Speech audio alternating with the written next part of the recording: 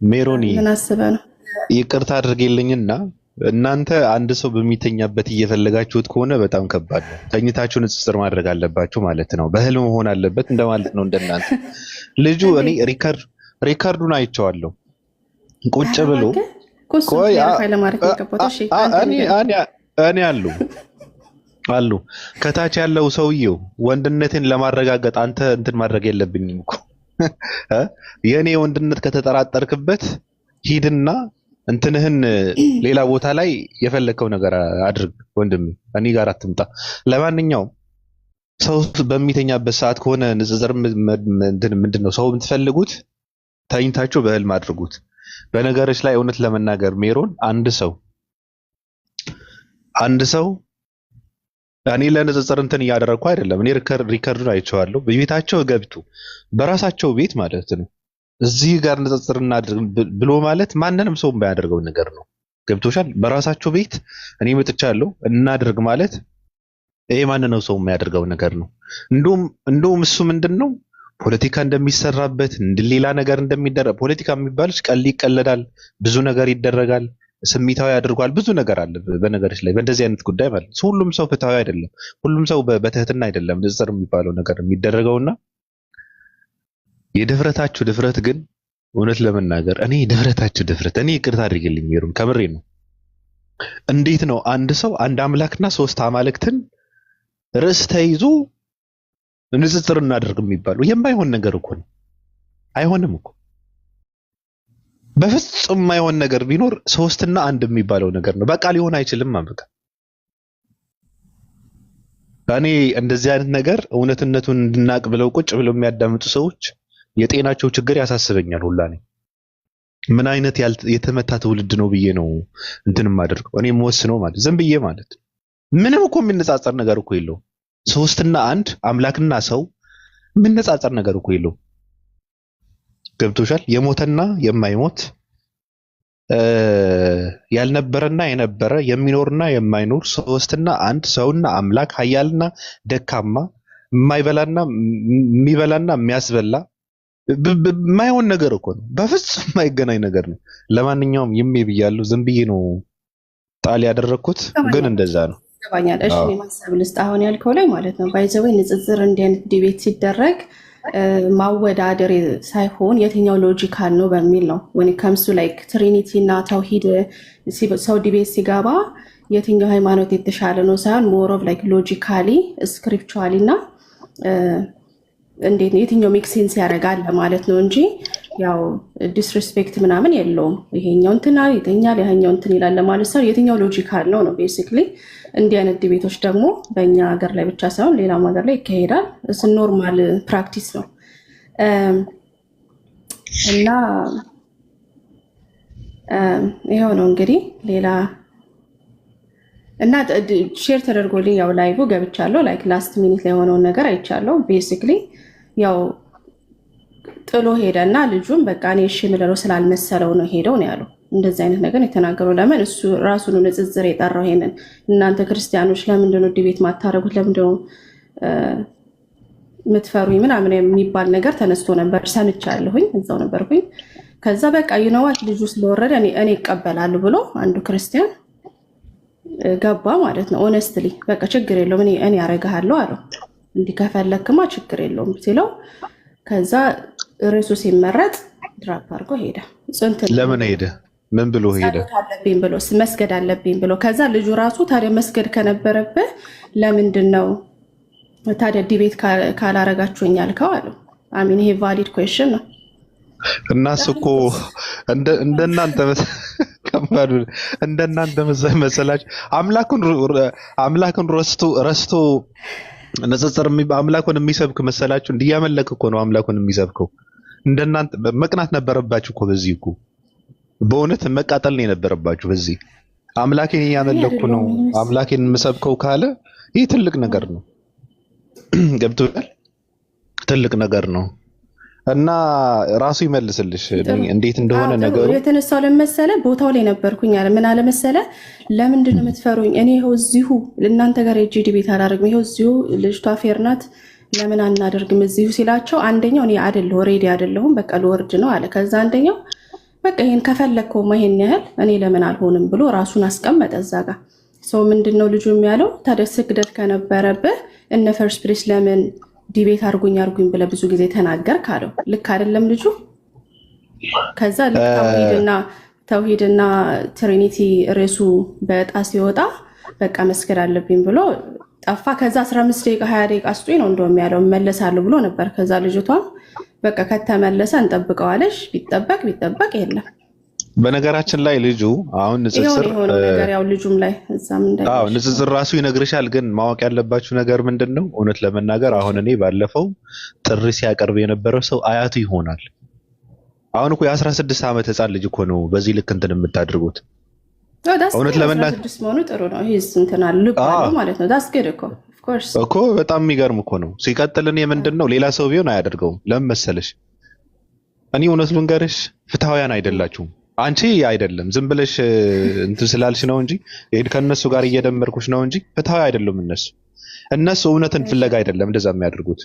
ማን አሸነፈ ነው በፍትህ። አሁን እንደዚህ በእኩል ምንድነው በነፃነት በትህትና እንደፈለገ እንዲሆን አያደርጉትም። ወይ ስሜታዊ አድርገው አምላኩን ተሳድበው ያናዱታል፣ ወይ የሆነ ነገር አድርገው እንትን ያደርጉታል እንጂ ፖለቲካ ይሰራሉ እንጂ እውነት ለመናገር በፍጹም የማይሆን ነገር ነው። እንደውም ልጁ የዋህ ስለሆነ ነው ራሳችሁ ቤት ገብቼ እንትን ላውራችሁ ያሉ ማንንም ሶስተኛ አካል ሰው ቤት ገብቼ ላውራችሁ ያሉ የዋህ ስለሆነ ነው። በፍቅር ነገሩን ዝም ብሎ በቀላል ነገር ስላየው ነው እንጂ የማይሆን ነገር ነው። የመጨረሻ ተንከሲስና ባለጌ ሰዎች ናቸው። ርዕስ ወይ ስፔሲፊክ ይሆናል ብዬ ነው ያሰብኩኝ። እኔ እንደውም በንጽጽር ሳይድ ሆኜ ሳየው ሜቢ እሱ እነዚህ ቴክስቹዋል ክሪቲሲዝም ኦር ደግሞ እነዚህ ምንድናቸው ቬሪየንስ ምናምን እነሱ ነው ብዙም ያተኩረው እና እሱ ላይ ነው የጠየቃቸውም ሲጀምር በእሱ ላይ ነው ዲቤት ማድረገው ሲላቸው እነሱ ደግሞ በዚህ ላይ አልፈልግም እኔ ኤክስፒሪየንሱ የለኝም አለው አንደኛው ልጅ። እኔ እንደዛ ከሆነ መዘጋጀት ሲለው ጊዜ ከዛ በዕጣ ይሁን ሲባል ዕጣው ደግሞ የሆነው አይገስ እሱ ያልተዘጋጀበት ወር ደግሞ ሜቢ ኮምፈርተብል ያልሆነበት ርዕስ ነበር ብዬ ነው ማስበው። ሊሆን ይችላል ግን መዘጋጀት ግን አይጠበቅበትም። ለአንድ አምላክ አለብህ ለዲቤት መዘጋጀት አለብህ። አረረረ 3 እና 1 የሚለው 3 እና 1 የሚለው ምንም መዘጋጀት አያስፈልግም። እና ብቻ አይደለማ የ3 እና 1 ብቻ ሳይሆንም የእሱን ማስረዳት አለበት። የሚጠየቀውን ጥያቄ ማወቅ አለበት። ስለዚህ ያስረዳል እኮ ያስረዳሉ ምንም ባይጠበቅ። እኔ እንደዚህ በጣም ከሚያስቀኝ ነገር እውነት ለመናገር ሜሮን በስላሴ የሚያምኑ ሰዎች የጤና ችግር እንዳለባቸው አሁን እንትን ወስኛለሁ። እንደውም እንደዛ ነው ያረጋገጥኩት። ምንም ዝግጅትም አያስፈልገው። እኔ ስላሴ ከሚያምን ሰው ጋር እንደውም ከአሁን በኋላ ለማውራትም አቆማለሁ ብዬ እያሰብኩ ነው። ምክንያቱም ችግር አለባችሁ። የአመለካከት ስነ ልቦናችሁ የተከነተ ነው። ችግር አለ ውስጣችሁ በጣም የሞተ ነው። የምሬን እኮ ነው። የምር እናንተ ሰው አይደላችሁም። በእውነት በደረጃችሁን ለቃችሁ ወርዳችኋል ወደ እንስሳ መድረክ ማለት ነው። አይ የእናንተ ኖ እንዴት ሎጂካል አለመሆኑን እኮ ማስረጃ አንድ ነገር ሎጂካል አይጠበቅብኝም ነው የምትለውን ነገር ማድረግ ያለው እኔ ማስረዳት አይጠበቅብኝም። ሎጂካል የሆነ ነገር ግን ሎጂካል አይደለም ብለህ መስለው እነሱ ያስረዷችሁ እኔ አይጠበቅብኝም። እኔ ግን እኮ እስቲ አንተ ኢሎጂካል መሆኑን አስረዳ እስቲ። እንደውም ሚውት ላድርግልህና እኔ አላስረዳም ማለት ኢሎጂካል ነው። ኦኬ በቃ አላስረዳም። ማስረዳት ያልቻልከው መብቴ ነው እሱ መብቴ ነው እኮ። እናንተ ከነሱ ጋር አውሩ። እኔ ግን ስላሴ የሚያምን ሰው እውነት ለመናገር አምላክ ሰው ነው ካለኝ የሰውነትን መድረኩና ቦታውን ለቆ ወደ እንስሳ ሜዳ ያወረደ ሰው እንደዛ ብዬ ነው የማስበውና ይሄ ስነ ልቦና ውስጥ የተከነተ ሰው ነው። በጣም የሞተ የተቃጠለ ሰው ነው። እንትን የለም በቃ እንዴት ልበላችሁ፣ በድራግ የመነመነ ሰው እንደዛ አይነት ማንነት ነው ያለው። ብስብስ ያለ ማንነት ያለው ነው። አንድ ሲደመር አንድ ነው ይላል እግዚአብሔር። ሰውም አምላክም ነው ይላል። ፈጣሪም ፍጡሩም ነው እንደማለት ነው እኮ። ራሱ ነው የሰራው። እግዚአብሔር ከራሱ ጋር ነበረ ይላል። አሁን ዮሐንስ ላይ ያለው ከራሱ ጋር ነበረ። ራሱን ከጣለማ ምን ይጠጣ ነበር? ይሰክር ነበር እንዴ? ራሱን ምንድነው ከራሱ ጋር ነበረ ምናምን እንዲባል። ለማንኛውም ራሱ ይመልስልሽ። እኔ ይከባድ ነው። እነዚህ ጥራ አለ ባቢ አለ አንድ ሊተንፈስ አንወር ከይቅርታ ጋር ባቢ ሰላም ናችሁ? አለን ከራስህ ጋር ነህ?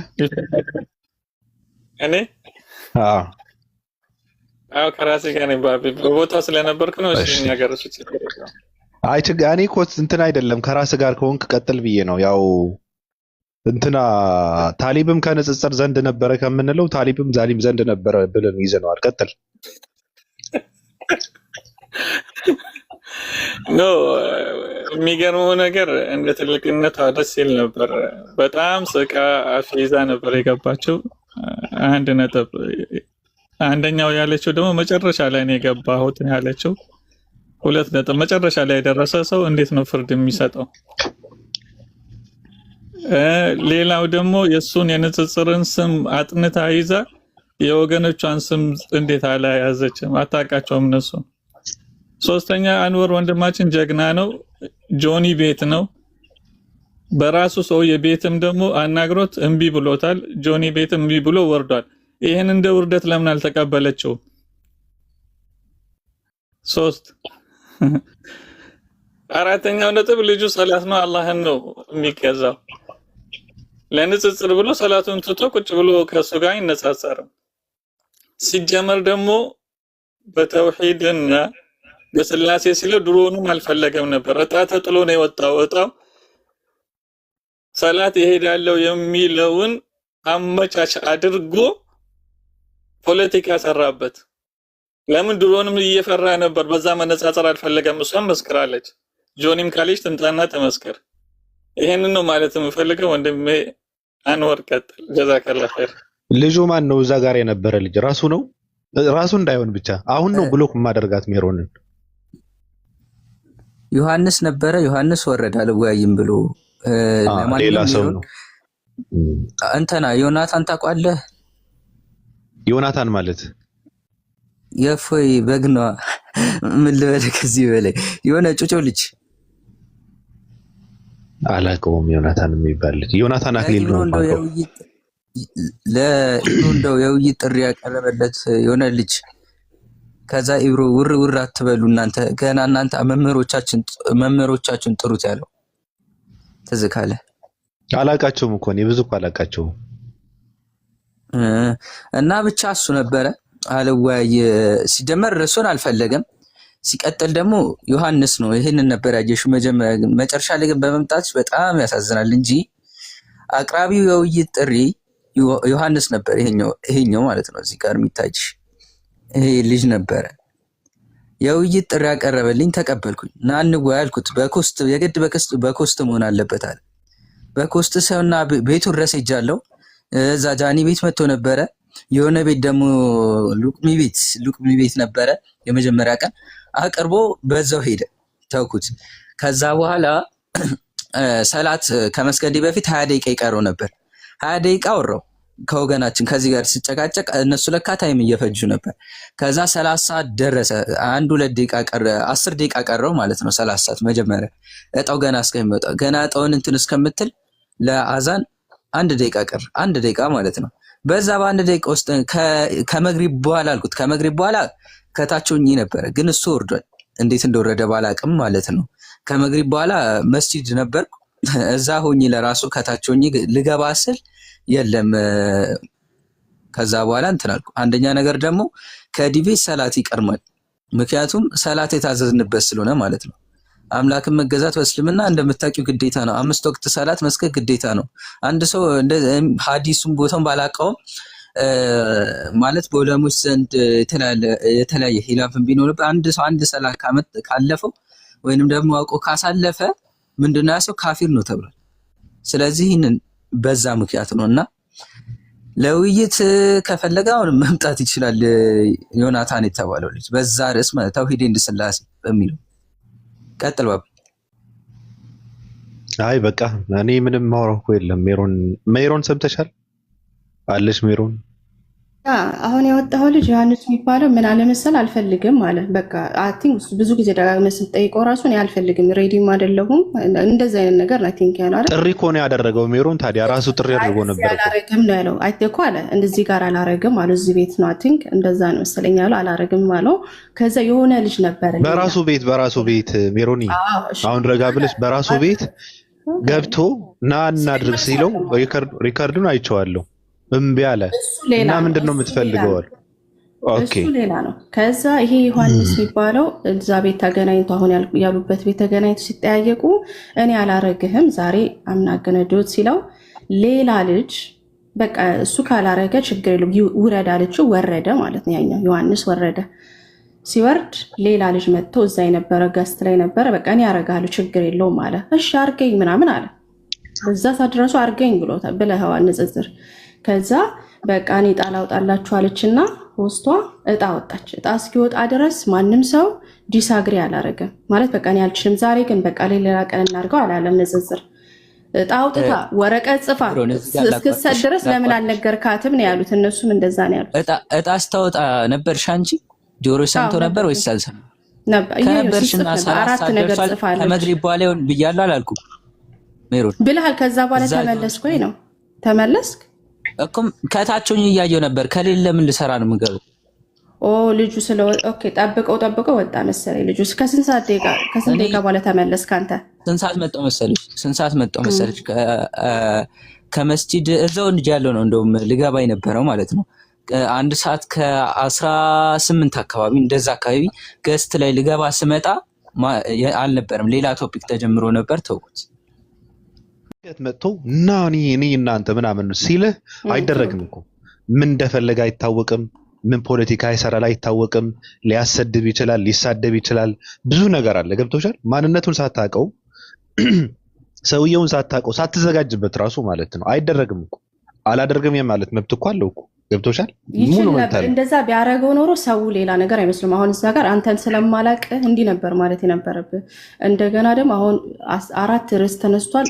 ተዘጋጅ መምጣት ስላለብኝ አላረግም ሌላ ጊዜ ብለህ እሱንማ ነገረሽ እኮ። እንደዛ ነው የሚደረገው እያልኩ ነው እንጂ እሱማ ነገረሽ እኮ። እኔ የስግደትን ጨርሼ እመጣለሁ ብዬ ስመጣ ደግሞ ሰውዬው ወጥተዋል ነው።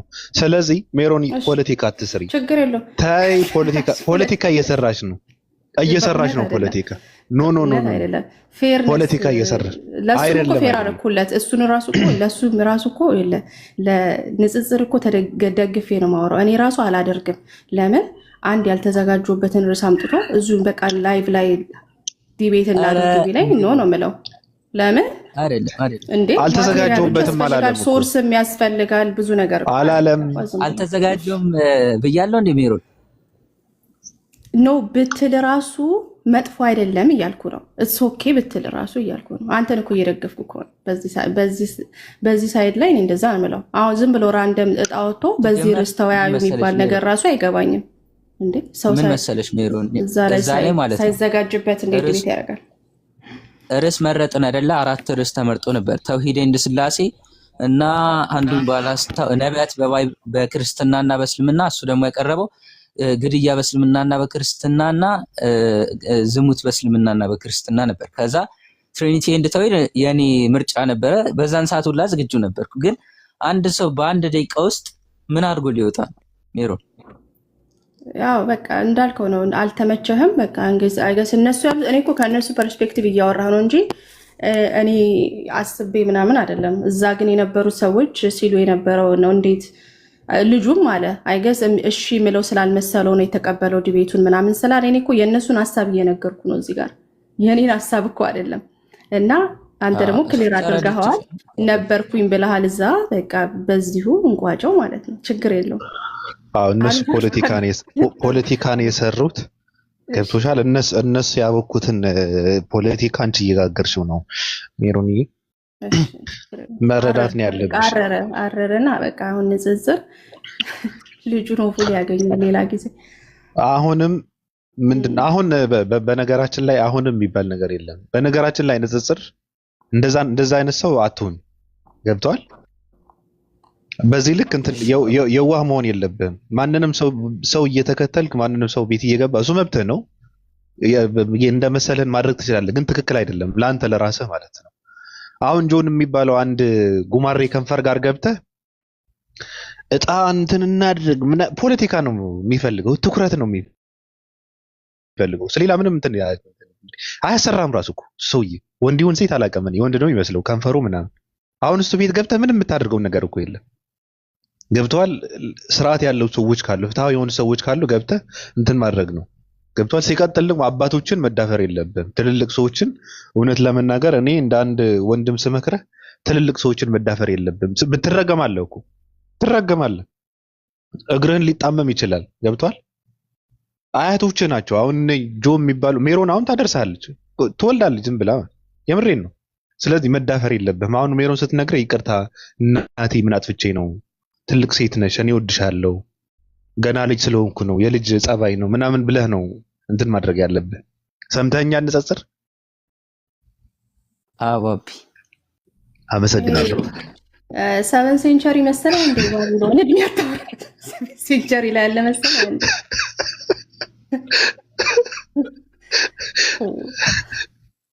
ዝም ልበል እስኪ፣ ክፉ አታናግረኝ። ኤኒዌይስ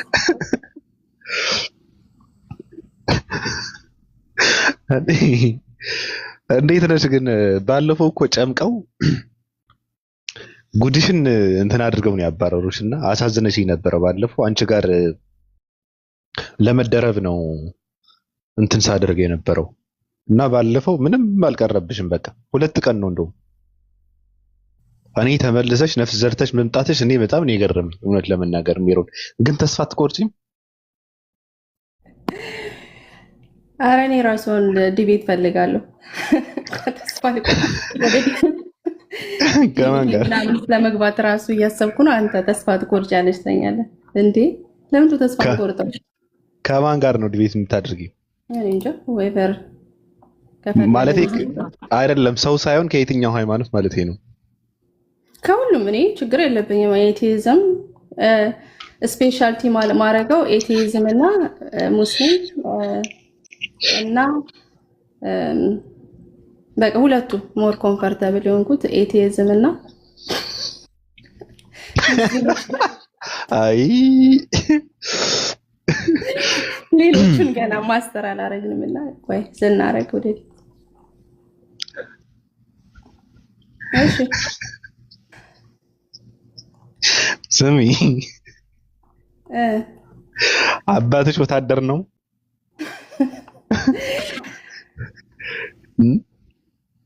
አይ ወታደር ነው አባትሽ? እዚሁ አንድ 10 ደቂቃ ስጠንና ወይ ከነጽጽር ያለው ኖ ከንጽጽር ጋር አይደለም እንትን የምታወሩት ታወራላችሁ፣ ችግር የለም ግን አባትሽ ወታደር ነው?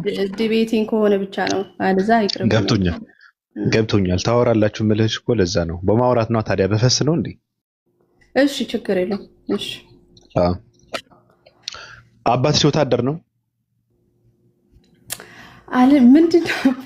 ምን ለማወቅ ፈልጋ ነው? ነው ወይ? አይደለም። አይደለም። እናትሽም ነው? እሺ I don't want to say ሰዎች ቤሪያን ሼር አድርጉለትና ምን ነው ያኔ ታሳ ነው ባቢ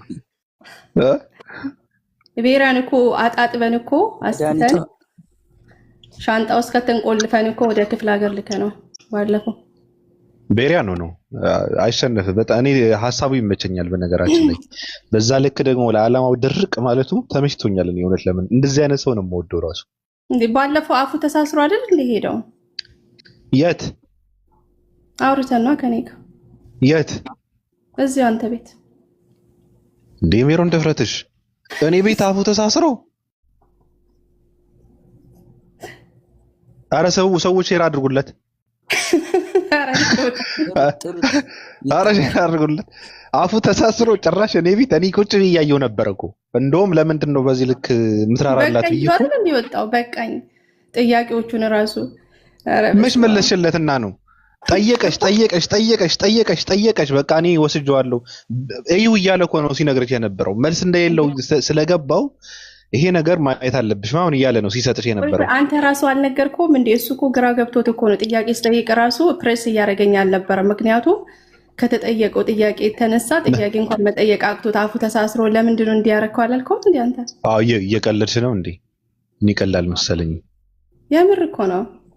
ምን የምር ነው? አንተ ራሱ ጥያቄ ስጠይቅ የጠየቅሽውን የምታሳልፋት እያልከው ለምን ልጁ ግራ ተጋብቶ በቃ አይደለም ምህረት እያደረገልሽ ነበረ። ጠየቅሽው፣ በስነ ስርዓት መለሰልሽ። ስሚ መጽሐፍ ቅዱስን በደንብ ያውቃል በነገርሽ ላይ ልጁ። ገብቶሻል? መጽሐፍ ቅዱስ ይዘሽ ደግሞ ስላሴ የሚባለው ነገር አንቺ የትም ምንም እንደማትሰሪ ታውቂያለሽ። ቅዱስን እኔም ሰይጣንም ፈሪሳውያኖችም አያምኑበትም። ኤቴስቶቹ ለሞር ያውቁታል። እና ወድስ ፖይንት ማወቅ አይደለም መገለጥ ነው ዋናው እንጂ ማወቅና ማንበብ እኮ ምንድነው መገለጥ? የቃሉ መገለጥ ከሌለ የምንድን ነው ቃሉ መገለጥ? ምንድነው? ምን ማለት ነው ቃሉ መገለጥ? መሸምደድ ማለት ነው። መሸምደድ ሰው መሸምደድ ይችላል።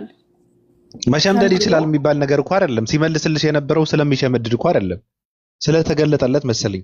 ጠየቅሽው መለሰልሽ። መልሶ ሲጠይቅሽ ግን ወፍ የለም፣ ምንም የለም።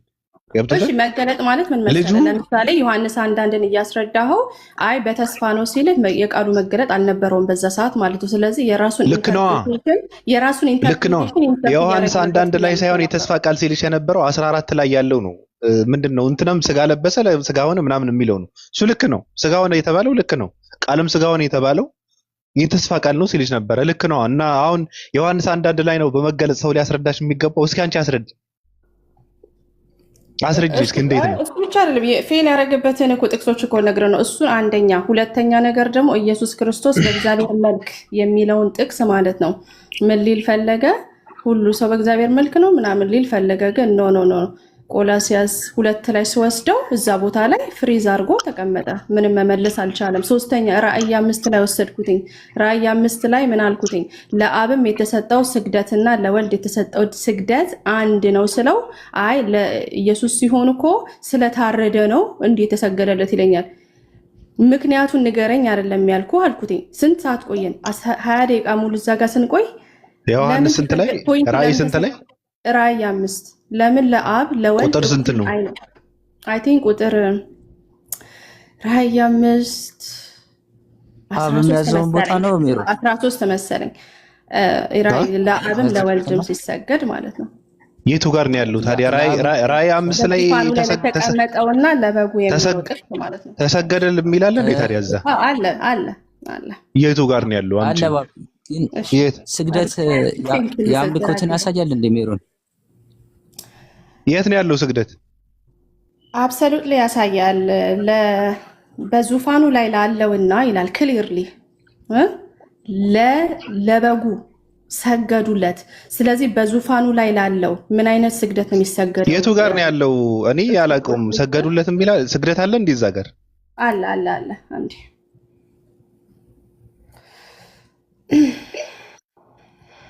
ቁጥር ስንት ነው? ሚሮን አምልኮት ነው። ስግደት የሚሰገድለት አካል ሁሉ አምልኮት ነው ማለት ነው። ክሊርሊ እንደዛ ስለሚል ነው። እሺ አምጪው። ግን ከሆነ ጥቅስ ጋር ቢገናኝ ስንት አምላክ ሊኖራችሁ ነው? ስላሴ ከዛ ሁለት አለ።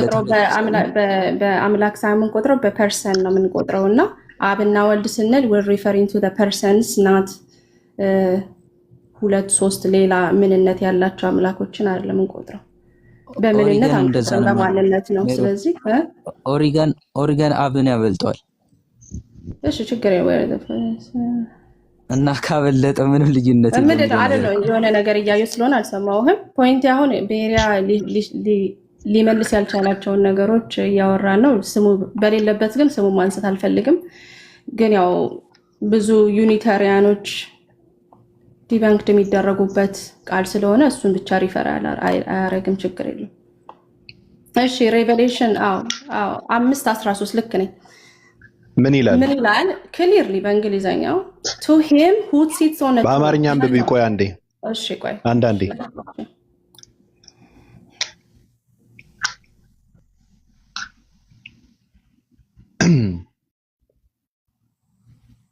አቢደላ ወሎ ሎታሽ መልካም ቀን። ልትወጣ ነው? እሺ ታሊም ይመች። እሺ አዎ ቤሪያን እየጠራችሁ በነገራችን ላይ ተዘሩን የጠፋው ምላሱን እንትን ብሎ ነው የወጣው፣ ደንግጦ በርግጎ ነው የወጣው እያለች ነው። ስለዚህ ካለ ስሙን እየጠፋ ስለሆነ ራሱን ያድን።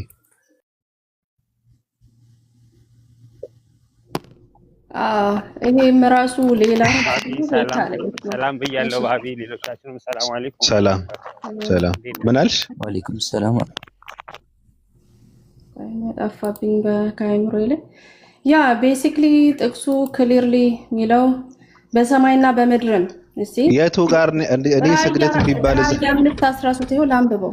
ራእይ እኮ ምን ይገባል ነው የሚለው። እኔ ላንብብልሽ ባጭሩ፣ እኔ ላንብብልሽ ከ9 ጀምሬ ላንብብልሽ ነገሩ እንዲገባቸው ማለት ነው። ከዛ አንቺ ተረጉሚዋለሽ። መጽሐፉን ትወስድ ዘንድ ማህተሞቹንም ትፈታ ዘንድ ይገባሃል። ታርደሃልና በደምህ ለእግዚአብሔር ከነገድ ሁሉ ከቋንቋም ሁሉ ከወገንም ሁሉ ከሕዝብም ሁሉ ሰዎችን ዋጅተህ ለአምላካችን መንግስትና ካህናት ይሆን ዘንድ አደረካቸው። በምድር ላይ ይነግሳሉ እያሉ አዲስን ቅኔ ይዘምራሉ። አየሁም፣ በዙፋኑም በእንስሶቹም በሽማግሌዎቹም ዙሪያ የብዙ መላእክትን ድምፅ ሰማሁ። ቁጥራቸውም አእላፋትና ሺህ ጊዜ ሺህ ነበር። በታላቅ ድምፅ የታረደው በግ ኃይልና ባለጠግነት፣ ጥበብም፣ ብርታትም፣ ክብርም፣ ምስጋናም፣ በረከትም ሊቀበል ይገባዋል። በሰማይና በምድርም ከምድርም በታች በባህርም ላይ ያለ ፍጥረት ሁሉ በእነርሱም ውስጥ ያለ ሁሉ በረከትና ክብርም ምስጋናም ኃይልም ከዘላለም እስከ ዘላለም በዙፋኑ ላይ ለተቀመጠው ለበጉም ይሁን ሲሉ ሰማሁ። እዚህ ጋር ነው የሚያልቀው ታሪኩ። የቱ ጋር ነው ያለው? ስግደት ያለው የቱ ጋር ነው? እስከ ቁጥር እስከ እንትን ያነበብከው 14 መጨረሻው ማለት ነው አይደል? መጨረሻ ላይ ያለው ሌላ ታሪክ ነው። የት ላይ ነው ያለው? ራእይ 5:13 እኮ ሌላ ታሪክ ነው። አራት እንስሶችም አሜን አሉ፣ ከሽማግሌዎቹም ወድቀው ሰገዱ ይላል። እዛ ጋር የነበሩ ሽማግሌዎች ከሽማግሌዎቹም ወድቀው ሰገዱ ተባለ። ለምንድን ነው የሰገዱት? እኮ በዙፋኑ ላይ ለተቀመጠውና ለበጉ ነው ሰገዱ የተባለው። አይደለም፣ አይገናኝም። ታርደሃንላ 12 ላይ ያሉ ግልጽ አድርጎታል። በታላቅ ድምፅ የታረደው በግ ኃይልና ባለጠግነት፣ ጥበብም፣ ብርታትም፣ ክብርም፣ ምስጋናም፣ በረከትም ሊቀበል ይገባዋል። አለቀ፣ ዘጋው። ኦኬ አሉ። እኔ እዚህ ጋር ማየው እሺ፣ ቆይ እዚህ ጋር ቆይ ለበጉና ለተቀመጠው ብሎ ለምን ወልደንም እዚህ ጋር ማየው የተባለው ሜሮን የተባለው ምንድነው? ብርታትም ክብርም ምስጋናም በረከትም ሊቀበል ይገባዋል ብሎ ዘጋው። የኢየሱስ ክርስቶስ አለቀ። እነዚህ ሽማግሌዎች ከታች ያሉ ሽማግሌዎች ለማን ነው የሰገዱት? ምን አለ? በሰማይና በምድርም ከምድርም በታች በባህርም ላይ ያለ ፍጥረት ሁሉ በእርሱም ውስጥ ያለ ሁሉ በረከትና ክብርም ምስጋናም ኃይልም ከዘላለም እስከ ዘላለም በዙፋኑ ላይ ለተቀመጠው ለበጉም ይሁን ሲሉ ሰማሁ። አሁንም ዘጋው። አንድ አካል ቆይ ሁለት አካል አለ። ስለዚህ ማለት ነው ከዘላለም እስከ ዘላለም የሚለው የአክብሮት ማክበር ነው ወይስ ደግሞ ማለት ነው ለዘላለም እስከ ዘላለም ይንገስ ኦር ደግሞ ለበጉ ይሁን? ይሄ አምልኮ አይደለም። እሺ አይደለም። ቆይ ከዛ አራቱም አንበሶች ይላሉ። አራቱም አንበሶች ይልና አላለቀ ማረፍተሩ አሜን አሉ። ቆይ ይሄ ይሁን ሲል አሜን አሉ ይላል። ቆይ አሜን አሉ። ሽማግሌዎቹም ወድቀው ሰገዱ ይላል። አንድ አይነት ነው። ሽማግሌዎቹም ሳይሆን ሽማግሌዎቹና ከሽማግሌዎች ይለያየ፣ አይገናኙም እኮ ይሄ። ቆይ ሽማግሌዎቹ ምን የሚለው አራቱም እንስሶች። ሽማግሌዎቹም ይቅርታ፣ ትክክል። ሽማግሌዎቹም ትክክል እኮ አይገናኝማ። ታሪኩን ዘጋው። 12 ዘጋው፣ 13ም ዘጋው፣ አለቀ። እዚህ ጋር የሰገዱ ሽማግሌዎች 14 የመጨረሻው ቻፕተር እኮ ለማን ነው የሰገዱት? ለምንድን ነው የሰገዱት? ለማን ነው የሰገዱት ይላል። በቁጥር 14 መሰረት ለማን ነው ሰገዱ የሚለው አይልም ለማን እንደሆነ አይነገርም። ከላይ ቁጥር 13 ላይ ለተቀመጠው 13ማ ክብር ይገባዋል ነው የሚለው። አይገናኝም እኮ ነው የምልሽ። ዘጋው። ታሪኩ እዛ ጋር ዘጋው እኮ አለቀ። እዛ ጋር ያለው ምንድነው? ከ12 ምን አለ መሰለሽ? በታላቅ ድምፅ ተባለ የታረደው በግ ኃይልና ባለጠግነት፣ ጥበብም፣ ብርታትም፣ ክብርም፣ ምስጋናም በረከትም ሊቀበል ይገባዋል አሉ ተባለ። ዘጋው አይደል? 4 ነጥብ ዘጋው። በሰማይና በምድርም ከምድርም በታች በባህርም ላይ ያለ ፍጥረት ሁሉ በእነርሱም ውስጥ ያለ ሁሉ በረከትና ክብር ምስጋናም ኃይልም ከዘላለም እስከ ዘላለም በዙፋን ላይ ለተቀመጠው ለበጉም ይሁን ሲሉ ሰማሁ። አለቀ። አሁንም ዘጋው። 14 ላይ ወረደና አራቱም እንስሶች አሜን አሉ። ሽማግሌዎቹም ወድቀው ሰገዱ። ለምን ሰገዱ? ለማን ነው የሰገዱት?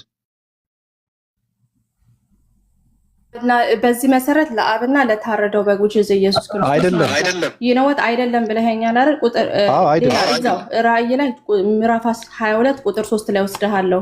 ለማን አልሄድም። አለቀ። ከዛ 14 ላይ እዛዎችም ምን አሜን አሉ፣ ሽማግሌዎችም ሰገዱለት። ለማን ነው የሰገዱት? ለወልድ ነው አይደለም። ለማን ነው የሰገዱት? አላቅም።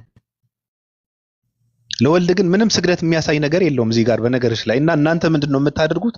እንደውም ከምድርም በታች ከሰማይም በላይ ያለ ፍጥረት ሁሉ ለወልድ ሰገደለት እያላችሁ ነው የምታጨበረብሩት። የለም እንደዛ የሚል የለም። ራእይ 5 ላይ አታጭበርብሩ ለማለት ነው። ቀጥይ አሁን። ጥሩ እንግዲህ ያያችሁት እንደሆነ ለክርስቶስ በመጽሐፍ ቅዱሳችን መሰረት ስግደት የሚል ነገር አይታየንም እያሉ ነው። ይሄ እንግዲህ ማን ያለው እንደዛው? ጥቁር መነጽር እንደማድረግ ነው የምቆጥረው። ግን ማን ያለው እንደዛው? መነጽርን እናውልቀው ማን አለ እንደዛ? ማን ያለው? እዚህ ጋር አልታየኝም ብለሃል። ስለዚህ ወደሚያሳይ አልታየኝም መች አልኩኝ? የለም እኮ አንቺ ምንድን ነው ያልሽው? ራእይ 5 ላይ ለኢየሱስ ክርስቶስ ተሰገደለት የሚል አለ ብለሻል አይደል? እንደዛ ነው ያልሽው አይደል? በዙፋኑ ላይ ለተቀመጠውና ለበጉ ሰገዱ ሽማግሌዎቹ ይላል። እኛ አይልም። እሺ በእኛ መሰረት አንተ አይልም ተራችለም ባቢሎን በእኛ ክርስቲያን ፓራዳይም ማለት ነው። እንደዛ ነው የሚፈታው። እንደዛ ነው ክሊርሊ ይሄ ግልጠተ መለኮት መጽሐፍ ቅዱስ መገለጥ አለበት ስንልም እንግዲህ ታዩ እኔ መንፈስ ቅዱስ ማደሪያው እኔ ጋር ነው። ግድ የለሽም ቀጥይ። ሌላ ነገር አታውሪ። ያው መሰከስ ከሆነ እኔ ከማንንም በላይ ሰክሳለሁ እኮ እንደናንተ ሳክስ። መጀመሪያ መጽሐፉ ላይ ወስዳለሁ። መጀመሪያ 5 ላይ መጀመሪያ ተርጉም። የቱ ጋር ነው ያለው? ሰገዱለት የሚል የቱ ጋር ነው ያለው? አረ ቁጥር 14 ላይ እኮ አነበብን። ባቢሎን በቃ አይልም እኮ ሽማግሌዎቹ እሺ ለማን ነው የሰገዱት የሚለው? በቃ ይሄን መልስልኝና አሙብናል። ለማን ነው የሰገዱት እኮ ጥያቄ ነው። ለኢየሱስ ሰገዱለት ስትይ ነበረ። ለኢየሱስ የሚል የለም። 12 ላይ ስለሞተ ስለታረደ ክብር ምስጋናም ይገባዋል ብሎ ታሪኩን ዘጋው። ገብቶሻል? 13 ላይም ምንድነው የሚለው? በሰማይና በምድርም ከምድርም በታች በባህርም ላይ ያለ ፍጥረት ሁሉ በእነርሱም ውስጥ ያለ ሁሉ በረከትና ክብር ምስጋናም ኃይልም ከዘላለም እስከ ዘላለም በዙፋኑ ላይ ለተቀመጠው ለበጉም ይሁን ሲሉ ሰማሁ። ምንድነው ለበጉም ይሁን ሲሉ ሰማሁ የተባለው? በቃ በረከትና ምስጋና ነው እየተባለ ያለው፣ ክብርም ነው እየተባለ ያለው። ገብቶሻል? አለቀ። ስለዚህ 14 ላይ ያለው ምንም ለኢየሱስ ክርስቶስ አንደኛ ነገር እንደተሰገደለትም አያሳይም። ገብቶሻል? 12 ላይ በጉ ስለታረደ አለ። ከታች ደግሞ አሜን የምትለው እሺ፣ አሜን የምትለው የሆነ አሜን የምትልለት ነገር አያስፈልግም። ለሴ ቁጥር 13 ላይ እንደዛ ስለተጠቀሰ አይደል? አሜን አሉ እኮ ይላል እኮ። የሰሙት ነገር ስላለ ነው አሜን ያሉት አይደል እንዴ? ማለት አሜን አሉ ይላሉ። አበከዚ ሰምተው አሜን ብለው ሰገዱ እያለ ለሱ አይልም እሺ ቁጥር 13 ላይ ነው ወስዳ ሆነ ታልሽ እኮ ምን ይገባዋል ነው ያለው። ሜሮን ምን ይገባዋል? 12 ላይ አይደለም ያለው እሱ ምክንያቱ ነው ለመሰገዱ ምክንያት ነው ያወራህ። ቁጥር 12 ላይ ለመሰገዱ ምክንያት አይደለም አይደለም ለማን ተሰገደ ላይ ነው ያሉት። ብቀበልሽ ራሱ አሁን ለምሳሌ 14 ላይ ያለው ለኢየሱስ ነው የተሰገደው የሚለውን ብቀበልሽ ራሱ የክብር ስግደት ነው ብዬ ነው የምወስደው። ለምን መሰለሽ? አንደኛ ነገር 12 ላይ ለታረደው በግ ስለታረደ ክብር ምስጋናም ይገባዋል ተባለ። 13 ላይ ደግሞ አዳምጪ፣ በሰማይ በምድርን ከምድርን በታች በባህርም ላይ ያለ ፍጥረት ሁሉ በእርሱም ውስጥ ያለ ሁሉ በረከትና ክብር ምስጋናም ኃይልም ከዘላለም እስከ ዘላለም በዙፋኑ ላይ ለተቀመጠው ምን ለበጉም ምን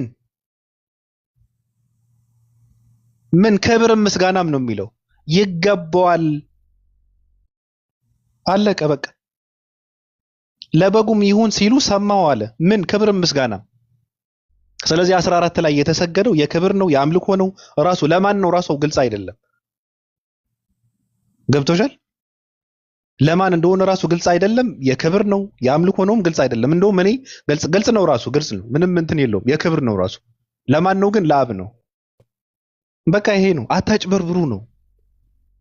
13 ላይ ከዘላለም እስከ ዘላለም ችግር የለውም ተዘጋጅ። አሁን ቁጥር 8 ላይ ሄጄ ማለት ነው በማን ፊት እነዚህ ሽማግሌዎች እንደቆሙ እናያለን ማለት ነው። አሁን አንተ ደግሞ ስማኝ።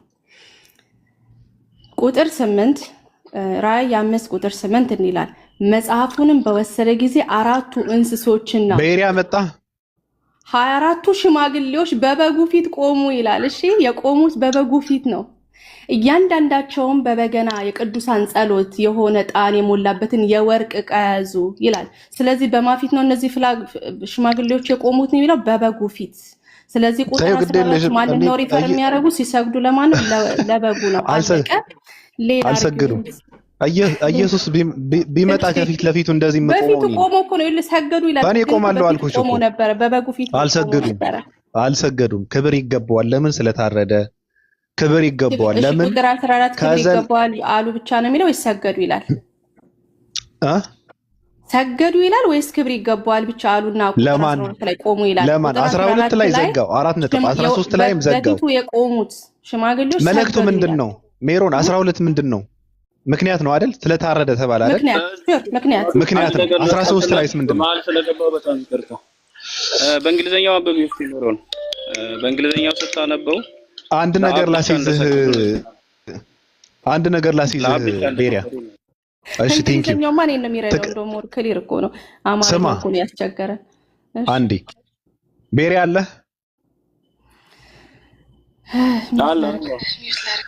ታሪኩ ምንድነው? ባለፈው ምላሱን ተሳስሮ ነው የወጣው። እንደውም ፈርጥጦ ነው የወጣው። እኔ የጠየቅኩትን ጥያቄ መመለስ አቅተውት ነው የወጣው። ስለዚህ አጣጥፌ ከሻ ውስጥ ከትቼ ነው የጣልኩት ስትል ነበር። አሁን የብሬ ነው፣ አልጨመርኩም አልቀነስኩም። ለዛ ነው ኦ ማይ ጋድ ተመለሽ ፓርቲ ነበር ቤሪያ ዋን ዊክ ነበር ይላል። መጠራት አለበት ያልኩት ለዚህ ነው። ስምህን እየጠፋ ነበረ ባለፈው። አንተ መራራት የለብህም ብዬ ስከራከርህ አይ እንትን ነው ለምንድን ነው የማትመልስላት የምትጠይቀህን ብለህ ስትወቅሰው ነው የነበረው።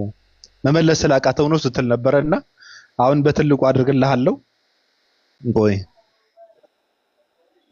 ውሰድና እንደፈለግክ አድርጋት። ኦኬ እስቲ ሜሪ እንዴት ነሽ? ሰላም ነው? እንዴት ነው ቤሪያ? ሰላም ነው። አሳቀኝ። እሺ ኧረ ቀጥይ። ምላሱን ተሳስሮ የወጣው ሰው እሱ ነው። ቀጥይ። ኖ ቀልድ አይደለም የምር። እኔ አልቀለድኩም። ቁም ነገር ነው ሳወራ የነበረው። ያልሽውን ነው ስደግም የነበረው። ቀጥሉ ብቻ። የኢየሱስ አምላክ ይመስገን። ሜሪ እንዴት ነሽ አንቺ? አለሁኝ። እሺ እንደገና ሬዘሬክት አደረክ። እንደገና ሬዘሬክት አድርገን የመጣው እንግዲህ ክርስቶስም ትንሣኤ አድርጓል አይደል እንዴ? ሜሪ በአንቺ እምነት በመጽሐፍ ቅዱስ ትምህርት ከወልድና ከአብ ማን ነው የሚበልጠው? በምን? አንቺ በምንም ፍቺው የዮሐንስ ወንጌል ምዕራፍ 14 ቁጥር 28 ላይ ከእኔ አብ ይበልጣል አለ። በምንድን ነው የሚበልጠው? ኢየሱስ ክርስቶስ እንደዚህ ባለበት ሰዓት በምድር ላይ ነበረ። የራሱን ባዶ አድርጎ ሁሉን ነገር መጥቷል ይላል ፊልጵስዩስ 2:6። በዛ መሰረት ኢየሱስ ክርስቶስ በሰውነቱ ይሄንን ማለት ይችላል። ሁለተኛ በሮል ማለት ነው። የተናገረው በሰውነቱ ነው የሚለውን ማስረጃ በሰውነቱ ቆይ አላልኩህም። ቆይ አንዴ እንትን በል። በባህሪ ሲሆን በኔቸር ሲሆን አብም ወልድም በምንነት በአምላክነት አንድ ናቸው ብለን እናምናለን።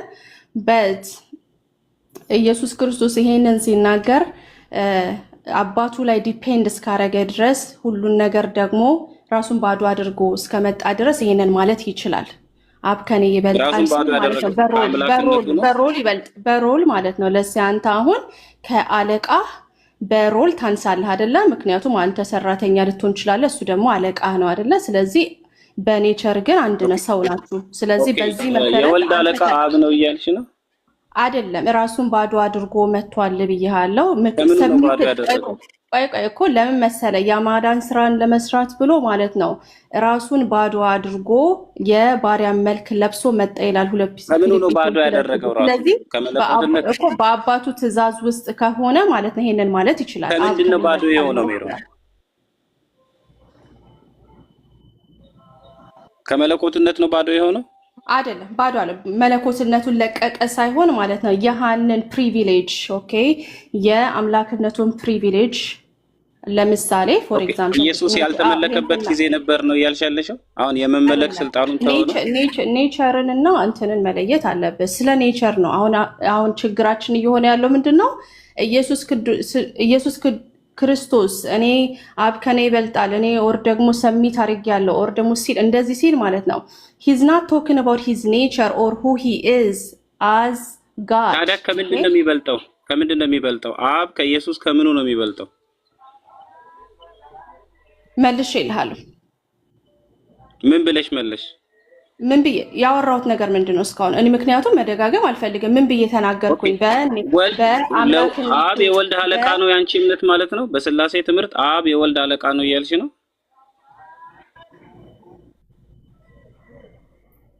እንደዛ ነው እምነታችሁ? ምን ብዬ ነው የመለስኩት? ይሄን ብትመልስልኝ ደስ ይለኛል። አሁን ወልድ አገልጋይ ነው፣ አብ ደግሞ ደቦስ ነው።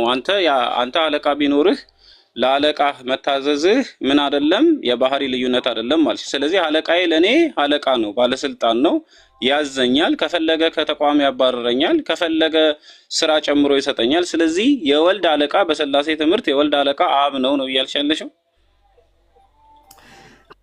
ምን አልኩኝ? አባቱ ላከው ይላል አይደለ? ስለዚህ ኢየሱስ ክርስቶስ ደግሞ ተላኪ ከሆነ በዚህ ሮሉ ማለት ነው አብ ከእርሱ ይበልጣል አይደል? ምክንያቱም እሱ ተላከ። ስለዚህ በስላሴ ትምህርት ውስጥ አለቃና ባሪያ አለ። በስላሴ ትምህርት ውስጥ አለቃና ባሪያ፣ አገልጋይና ተመሪ መሪ አለ። በስላሴ እያልሽ ነው? በስላሴ ትምህርት ውስጥ ኢየሱስ ክርስቶስ ሁለት ተፈጥሮ አለ ብለን እናምናለን አይደል እንዴ? ስለዚህ እኔ አሁን ኤቲስት ጋር ነው ማወራው፣ ከሙስሊም ጋር ነው ማወራው። ማወቅ ፈልጋለሁ። ምክንያቱም ይሄ ቤሲክ የሆነ የክርስትና አስተምሯችን ኢየሱስ ክርስቶስ ሁለት ተፈጥሮ እንዳለው፣ አንዱ ሙሉ አምላክ እንደሆነ፣ አንዱ ደግሞ ስጋን ነስቶ በእኛ መካከል እንዳደረ እናምናለን ማለት ነው። ይሄንን አውቀ ቢሆን ኖሮ ይሄን አሁን ጠይቀኝ ጥያቄ አጠይቀኝ። ኦኬ አሁን ስልጣን ማለት ስልጣን ማለት ሜሮን አንድ ነገር ላስቀምጥልሽ ከታች ያላችሁ ሰዎች በደንብ እንድትረዱ የዮሐንስ ወንጌል ምዕራፍ 14 ቁጥር 28 ላይ ሜሮን አብ ከኔ ይበልጣል ሲል አብ ከወልድ የሚበልጠው ወልድ ተላኪ አብ ላኪ በመሆን በአገልግሎት ወይንም በፋንክሽን በግብር ነው የሚል ነገር ያስቀመጠችው። አሁን ከዚህ ክፍል ጋር ደግሞ እንዴት ሜሮን ከራሷ ጋር ደግሞ እንዴት እንደምትጋጭ አንድ ክፍል ላሳያል። አንደኛ ቆሮንቶስ መጽሐፍ ምዕራፍ 15 ቁጥር 28 ላይ ደግሞ እንደዚህ ይልሻል። ሁሉ ከተገዛለት በኋላ ግን እግዚአብሔር ሁሉ በሁሉ ይሆን ዘንድ በዚያ ጊዜ ልጁ ራሱ ደግሞ ላስገዛለት ይገዛል ይላል። ልጁ ወይንም ወልድ ለአብ ይገዛል ወይንስ አይገዛም? በዘላለም ውስጥ ምን ለማለት ፈልጎ ነው? ቆርጠ ፓርሻሊ እንድታነብልኝ ሳይሆን መፈልገው ማለት ነው። እንደፈለግሽ አውዱን እንደፈለግሽ አንብቢና አሁን ዮሐንስ ወንጌል ምዕራፍ 14 ላይ ከግብር ወይንም ከፋንክሽን ከአገልግሎት አንፃር ነው ከሚሽን አንፃር ነው አልሽ። ታዲያ አንደኛ ቆሮንቶስ ምዕራፍ 15 ቁጥር 28 ላይ ደግሞ ይገዛል ሲል ከምን አንፃር ነው?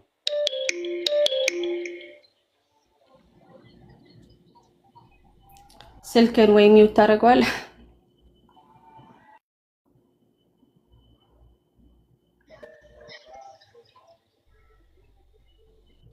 ሜሮን ቀጥይ እስቲ። ዮሐንስ 14:28 ላይ አብ ከኔ ይበልጣል ሲል ከግብር ነው ከሚሽን ከተልእኮ አንፃር ተልእኮ ስለመጣ ነው ሰውነትን ስለለበሰ ነው የሚል አይነት አርጊመንት ነው ለማስቀመጥ የሞከርሽው። አንደኛ ቆሮንቶስ ምዕራፍ 14 ቁጥር 28 ምዕራፍ 15 ቁጥር 28 ላይ ደግሞ በዚያ ጊዜ ወልድ ላስገዛለት ወይንም ለአብ ይገዛል አለሽ። በዘላለም ውስጥ ታዲያ ወልድ ለአብ ለምንድን ነው የሚገዛው? ወልድ ተብሎ የሚጠራው በመለኮታዊ ትምህርት ውስጥ በጣም የሚያሳዝነው ነገር ሚናንና ምንድነው በተፈጥሮ ኦር ደግሞ በባህሪ አንድ መሆንን ለይተህ ስለማታውቅ አሁንም ይሄን ጥያቄ እየጠየቀኝ ነው። መገዛት ሚና ነው እንዴ? ይገዛል ማለት በሚና ነው። ለሴ እኔ ባል ቢኖረኝ ለባሌ እንደምገዛው በኔቸራችን ግን ሁለታችንም ሰው ስለዚህ በሚና ደረጃ በመለኮት ውስጥ ተገዥነትና ገዥነት አለ እያልሽ ነው። ስለዚህ አንተ ሚስት ኖሮ ሚስት ለአንተ ብትገዛ ከአንተ በታች ናት ማለት ነው። በቃ ይሄንን መልስልኝና አሁን ስለ ባህሪ አይደለም እየጠየኩሽ ያለሁት። አዎ ስለዚህ ይገዛል ሲል በሚና ነው። በግብር ውስጥ በትሪኒቲ ውስጥ መገዛትና መገዛዛት አለ እያልሽ ነው። ወልድ የአብ ተገዢ ነው እያልሽ ነው። እዚህ ጋር ጳውሎስ የሚያወራው ስለ ማዳን ስራው ነው። ፈርስት ኦፍ ኦል አውዱን እኮ ተከትላችሁ ብታነቡ ኖሮ ማለት ነው ይሄ ብዙ ሰዓት ፈጅቶብን ቁጭ ብለን እንግዲህ እዚህ አንደኛ ቆሮንቶስ ላይ ጳውሎስ ቆይ ይሄው እኔ ራሴ ቆይ አንዴ ለምን መሰላችሁ ይሄ መሀል ላይ ፒክ እያደረጋችሁ ስለምታነቡ አውድ ማየት አለብን። ጳውሎስ እየተናገረ ያለው ከቁጥር ምንድነው ምዕራፍ 15 ቁጥር 25 ምን ይላል? ሁሉን ጠላቶቹን እስኪያስገዛ ድረስ በመንግስት ይነግሳል ይላል። ስለ መንግስት ነው የሚያወራው። this is not talking about ስለ ዘላለማዊ ሪሌሽንሺፕ ስለ ከአብ ጋር ስላለው አይደለም የሚያወራው። ይሄ የሚያወራው ስለ ማዳን ስራው ነው። ከዛ ምን ይላል? ሁሉን ነገር ከእግሩ በታች አስገዛ ይላል። የማዳን ስራውን ነው የሚያወራው አይደል እንዴ? ማን ነው ሁሉን ከእግሩ በታች ያስገዛለት? ለወልድ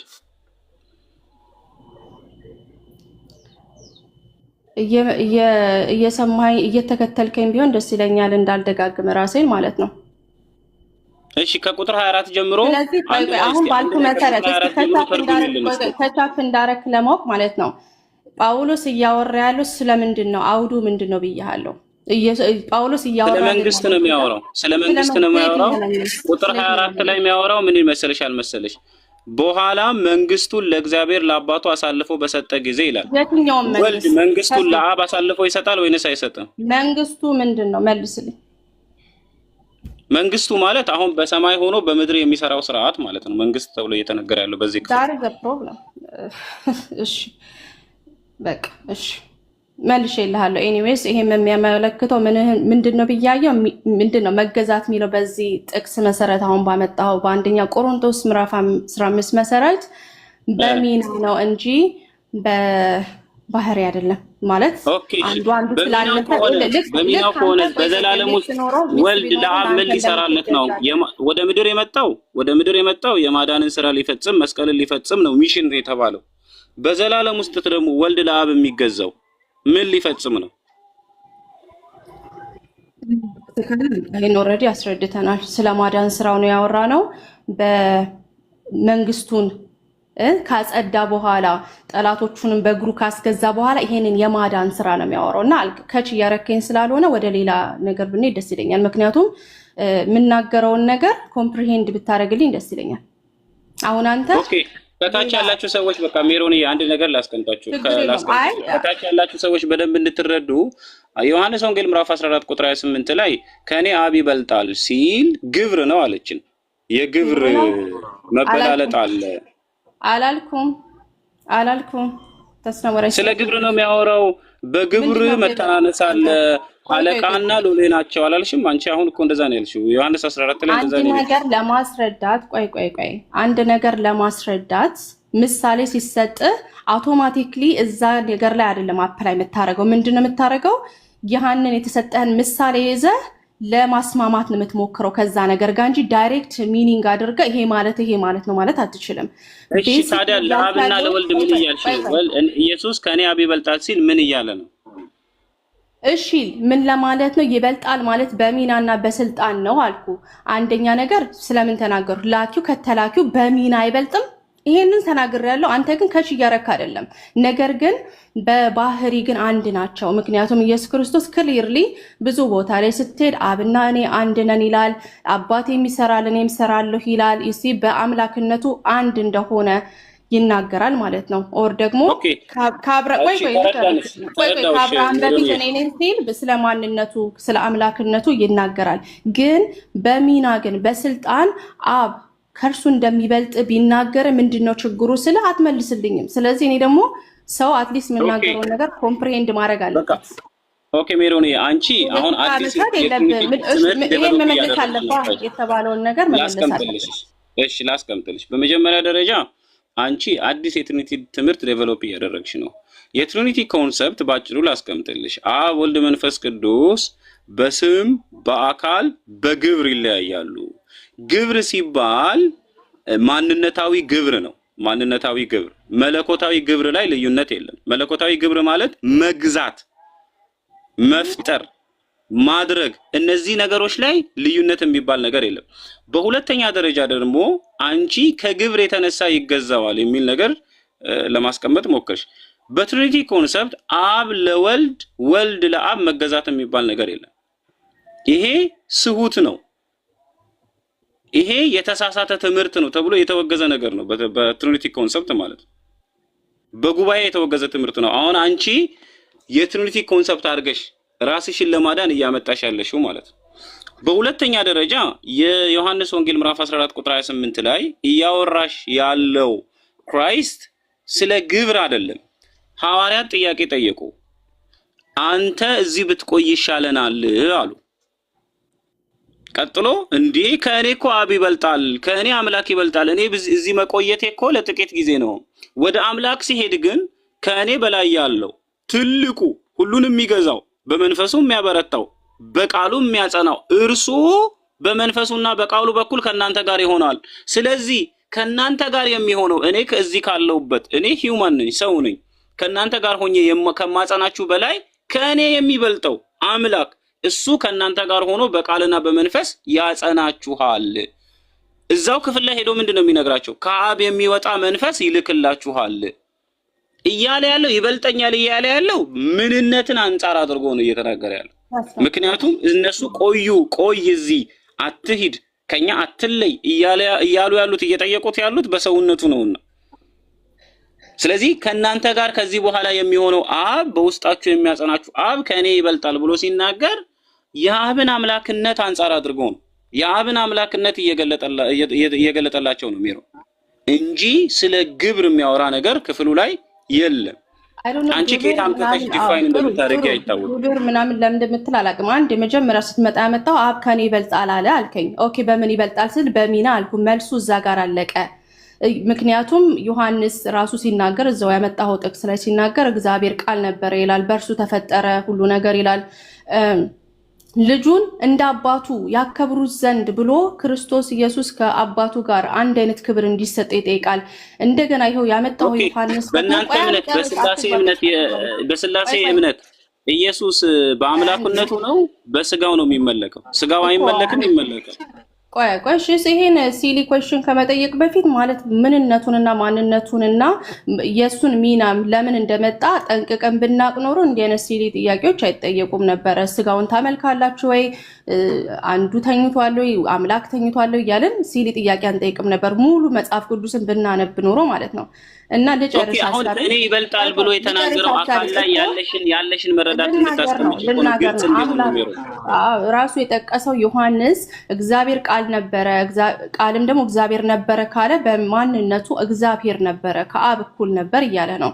ስለዚህ ምን ማለቱ ነው ታዲያ አብ ከኔ ይበልጣል ሲል ስንል ሰው መሆኑን መዋረዱን ዝቅተኛ ቃላትን ለመጠቀም የተብራራበት ሲቹዌሽን ነው። ለምን በፊልጵስዩስ 2:6 ላይ እንደተናገረው የባሪያን መልክ ለብሶ ከአምላክ መልክ ሆኖ ሳለ ይላል። ይሄንን ጥቅስ ለምን እንደምትረሱት አላውቅም። እሺ እና በሰውነቱ ተዋርዶ መናገርን ያሳያል እንጂ በመለኮት አይደለም። ፖይንቴ ምንድነው? ይሄን ሲናገረ በመለኮት ከአብ አንሳለሁ እያለ አይደለም ነው ፖይንቴ። ሁለተኛ ያመጣው ደግሞ የቆሮንጦስን ነው። ሁሌ የምታመጡት ጥቅስ ማለት ነው። ሁሌ የምታመጡትን ጥቅስ ምንድነው ጳውሎስ እየተናገረ ያለው ሲባል እግዚአብሔር ልጁን ስራ እንዲሰራ እንደላከው ነው ጳውሎስ እየተናገረ ያለው። ምን እንዲያረግ? ዓለምን ለማዳን ጠላቶችን፣ ኃጢአትን፣ ሞትን ለማሸነፍ ነው የላከው አይደል እንዴ?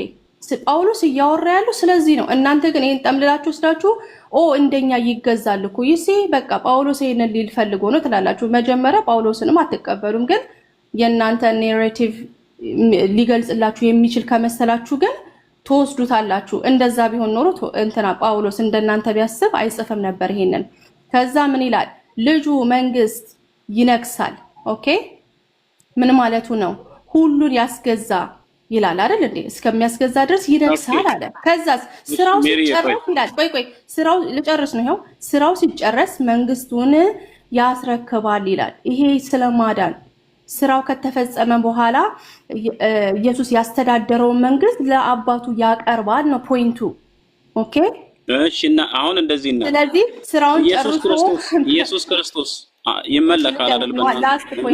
ላስት ፖይንት ልጨርስና ከዛ ደግሞ እንዝጋው ይሄንና ትሄዳለህ። ከዛ ምን ይላል? እግዚአብሔር ሁሉ በሁሉ ይሆናል ይላል። ኦኬ ሌላም ቦታ ላይ ጳውሎስ ጋር ስትሄድ ግን ኢየሱስ ሁሉ በሁሉ እንደሚሆንም ይናገራል። ግን ከአውዱ መሰረት ግን እግዚአብሔር ሁሉ በሁሉ ይሆናል ይላል። መጨረሻ ላይ እግዚአብሔር በሁሉ ላይ ፍጹም ስልጣን ይኖረዋል ለማለት ነው። ኦኬ ማን ነው በሁሉ ላይ ስልጣን የሚኖረው? ወልድ ነው? አብ ነው በሁሉም ላይ ስልጣን የሚኖረው? ስማኝ አንዴ እኮ ሮል ቢባል ነገር እኮ ብታውቅ ይሄንንም አትጠይቀኝም ነበረ። ከዛ የክፋት ኃይል አይኖርም እያለ ነው ጳውሎስ። እችን ነገር ለመናገር ነው ይሄንን የጻፈው። ምንድነው ሮል ማለት? በመለኮት ውስጥ ሁሉንም የሚገዛና ሁሉንም የማይገዛ ለሁሉ ለሚገዛው የሚገዛና ሁሉን ደግሞ የሚገዛውን ደግሞ ወሉን ራሱ የሚገዛ አለ ነው እያልሽ ያለሽው? እሺ ልጨርስ። 10 ሰከንድ ብትሰጠኝ ጨርሳለሁኝ። ከዛ ጠይቃለሁ ፋሎ አፕ ኩዌስችን ማለት ምን መሰለ ቤሪያ ስንጠያየቅ እኛ በተለይ አበሾች ምናምን አንተም የምትለው ሊገባኝ ይገባል፣ እኔ የምለው ነገር ሊገባህ ይገባል። ለምን ለመሸናነፍ ሳይሆን አንድ ነገር የምናገረው እንዲገባህ ነው የምፈልገው። አንተም እሺ እንደገባኝ ልንገርሽ እኮ አንድ ነገር ላስቀምጥልሽ። እኔ አሁን አንቺ የምታወሪው በደንብ እንደገባኝ ላስቀምጥልሽ። ኢየሱስ ክርስቶስ በዘላለም ውስጥ ቃል ተብሎ የሚጠራ አምላካዊ ስም ያለው ቃል ደግሞ በምንነት ደረጃ መለኮት፣ በማንነት ደረጃ ልጅ ተብሎ የሚጠራ ነው። ያ ልጅ ከግብሩ የተነሳ ልጅነት ግብር ከመሆኑ የተነሳ ስጋ ለብሶ መጣ። ስጋን ከመልበሱ የተነሳ ምን ይሆናል? ለአብ ይገዛል። ያ ግብራዊ መተናነስ እንጂ ምንነታዊ ወይንም የባህሪ መተናነስ አይደለም የሚል ነው ባጭሩ ያስቀመጥሽው። ይሄ እኮ የተጠቀለለው ንግግርሽ ባጭሩ ይሄ ነው አይደለም? አይደለም እኔ ማላምንበትን የሆነች ነገር የተናገርክ ይመስለኛል። ኦኬ እኔ ሁለት ጥቅስ አስረድቻለሁ። አንደኛ ቆሮንቶስ ላይ ያለው ነው። ሁለተኛው ደግሞ ኢየሱስ ክርስቶስ አብ ከኔ ከፍ ይላል ሲል እሱን አውድ ነው እያስረዳ ያለሁት። እኛ አሁን ስለ ስላሴ ኦር ደግሞ ስለ ክሪስቶሎጂ እያወራን ሳይሆን ኦኬ እግዚአብሔር ኢየሱስ ለምን መጣ እያልን ሳይሆን እያወራን ያለ ነው። ስፔሲፊክ ጥቅስ አምጥተ እሱን እየፈታን ያለ ነው። ስለዚህ ምን መሰለ ማለት ነው ስፔሲፊክ ጥቅስ ላይ እኔ ኢየሱስ እኔ ብሎ የሚናገረው አሁን እንዲገባሽ በደንብ እንዲገባሽ ክርስቶስ ጋር ያለው ቃል በደንብ ዮሐንስ ወንጌል ምዕራፍ 14 ላይ እንዲገባሽ ስጋ የለበሰው አካል እግዚአብሔር ወልድ ነው አይደለ? ስጋን የለበሰው አይደለ እህቴ? ያ እኔ ብሎ የሚናገረው ስለ ማንነት ነው ወይንስ ስለ ምንነት ነው? ኢየሱስ ክርስቶስ እኔ ሲል ስለ ማንነት ነው። ታዲያ እኔ ሲል ስለ ማንነት ከሆነ ከእኔ ማንነቱ ደግሞ የኢየሱስ ክርስቶስ ማንነት መለኮታዊነት ነው ወይንስ ሰዋዊነት ነው? ሁለቱም። ኢየሱስ ክርስቶስ ስጋን ለበሰ ከዛ በፊት ኤግዚስት እንደሚያደርግ ባህሪ አልጠየኩሽም። ቆይ አንዴ እንዲገባሽ ኤግዚስታንስ ኮንሰፕት እንዲገባሽ ማንነት ማለት ከዘላለም ጀምሮ የነበረ እኔነቱ ነው ማንነት። ምንነቱ ደግሞ በሁለት ይዋቀራል። ክርስቲያኖሎጂ ላይ የእናንተ ፕሮቴስታንት ከሆንሽ ማለት አንደኛው በሁለት ይዋቀራል። በምን? በባህሪ ደረጃ ማለት ነው። የሰውነት ባህሪ ያለው መለኮታዊ ባህሪ አለው። መለኮታዊ ባህሪውም ማንነት አይባልም፣ ሰዋዊ ባህሪውም ማንነት አይባልም። ማንነት የሚባለው መለኮታዊ ማንነቱ ነው። ስለዚህ አሁን ኢየሱስ ክርስቶስ አንድ ማንነት ያለው ሁለት ባህሪ ያለው ነው። ስለዚህ እኔ ሲል ስለ ባህሪ ሳይሆን የሚያወራው ስለ ማንነት ነው። ያ ማንነት ደግሞ መለኮታዊ ማንነት ነው፣ ከዘላለም ጀምሮ የነበረ በምን የተገለጠ? በስጋ ባህሪ የተገለጠ። ይሄ ነው የክርስቶስ ትምህርተ ስጋዊ ትምህርቱ ማለት ነው ባጭሩ። አሁን ይሄ የነገርኩሽ ነገር ከገባሽ ወይንም የምታምኚውን ነገር ተረድተሽ የምታምኚ ከሆነ ኢየሱስ እኔ ሲል የሚያወራው ስለ ባህሪ አይደለም፣ ወይንም ስለ ስጋው አይደለም። እኔ ሲል የሚያወራው ስለ ማንነት ነው። ያ ማንነት ደግሞ ከዘላለም የነበረ መለኮትነቱ ነው። አብ ከወልድ ይለያል የምንለው ወይንም ሁለት አካል አለ ብለን ስለምንጠራበት ዲፋይን ስለምናደርገው ነገር ነው እኔ የሚለው። ስለዚህ የዮሐንስ ወንጌል ምዕራፍ 14 ላይ እኔ ሲል ኢየሱስ ክርስቶስ እኔ ሲል እኔ የሚለው መለኮታዊ ማንነቱን ነው፣ በስጋ ባህሪ የተገለጠውን። ስለዚህ ባንቺ እምነት እኔ ከእኔ አብ ይበልጣልና አለ።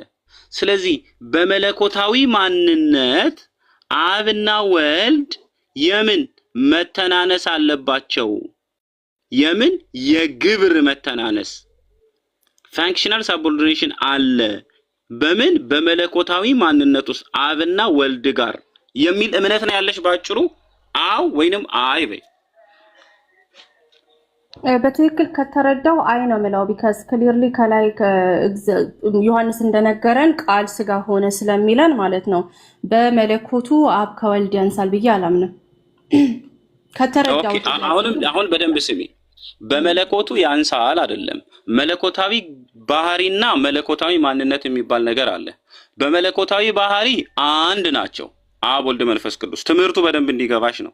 በመለኮታዊ ማንነት ይለያያሉ። በመለኮታዊ ማንነት ይለያያሉ። ማን ይባላል? አብ አብ ይባላል። ወልድ ወልድ ይባላል። ወልድ የራሱ ማንነት አለው፣ መለኮታዊ ማንነት። አብ የራሱ መለኮታዊ ማንነት አለው። እነዚህ ፐርሰን ብለን የምንጠራው ማለት ነው። አብ በመለኮታዊ ማንነት ራሱን እኔ ብሎ መጥራት ይችላል። ወልድ በመለኮታዊ ማንነት ራሱን እኔ ብሎ መጥራት ይችላል። ስለዚህ በመለኮታዊ ማንነት ስንት ናቸው? ሁለት ናቸው። በመለኮታዊ ባህሪ ስንት ናቸው? አንድ ናቸው። አየሽ? ስለዚህ አሁን እኔ ብሎ ወልድ ሲጠራ የሚጠራው መለኮታዊ ባህሪውን ሳይሆን መለኮታዊ ማንነቱን ነው። በስጋ ውስጥ በተገለጠ ስጋ ውስጥም እኔ ብሎ የሚጠራው ሰዋዊ ባህሪውን ሳይሆን መለኮታዊ ማንነቱን ነው። ምክንያቱም በመለኮታ ስለዚህ በሰውነቱ ኢየሱስ የራሱ ማንነት አለው የሚል እምነት ነው ያለሽ?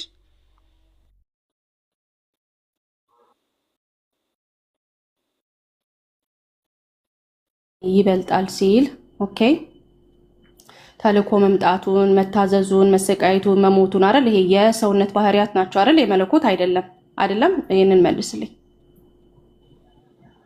ምን ማለት ነው? ለሴ መሞት፣ መሰቃየት፣ ተልኮ መምጣት ይሄ የተደረገው የሰውነት ባህሪዎችን ነው አይደል የሚናገረው?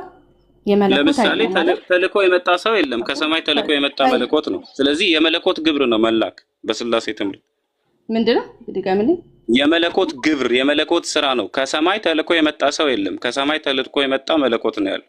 ስለዚህ መላክ የመለኮት ግብር ነው በስላሴ ትምህርት። ስለዚህ እኛ በቃ ዮሐንስ 14:28 ላይ ይሄን አብ ከኔ ይበልጣል ሲል ማለት ነው በሰውነቱ ይታዘዛል፣ ይዋረዳል፣ እንደገና ሞቷል፣ ተነስቷል ማለት እንደ ይሄንን ለማሳየት ነው።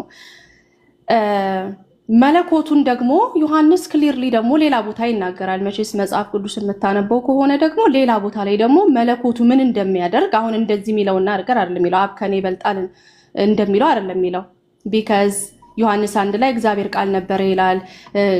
ከዛ ደግሞ ቃል ስጋ ሆነ ብሎ ሰውነት በሰውነቱ እንደሆነ ይናገራል። ቆይ ሜሮን እንዲገባሽ፣ ቆይ አንቺ የምታወሪው ነገር በደንብ ስለምረዳው ባትደግሚው ጥሩ ነው።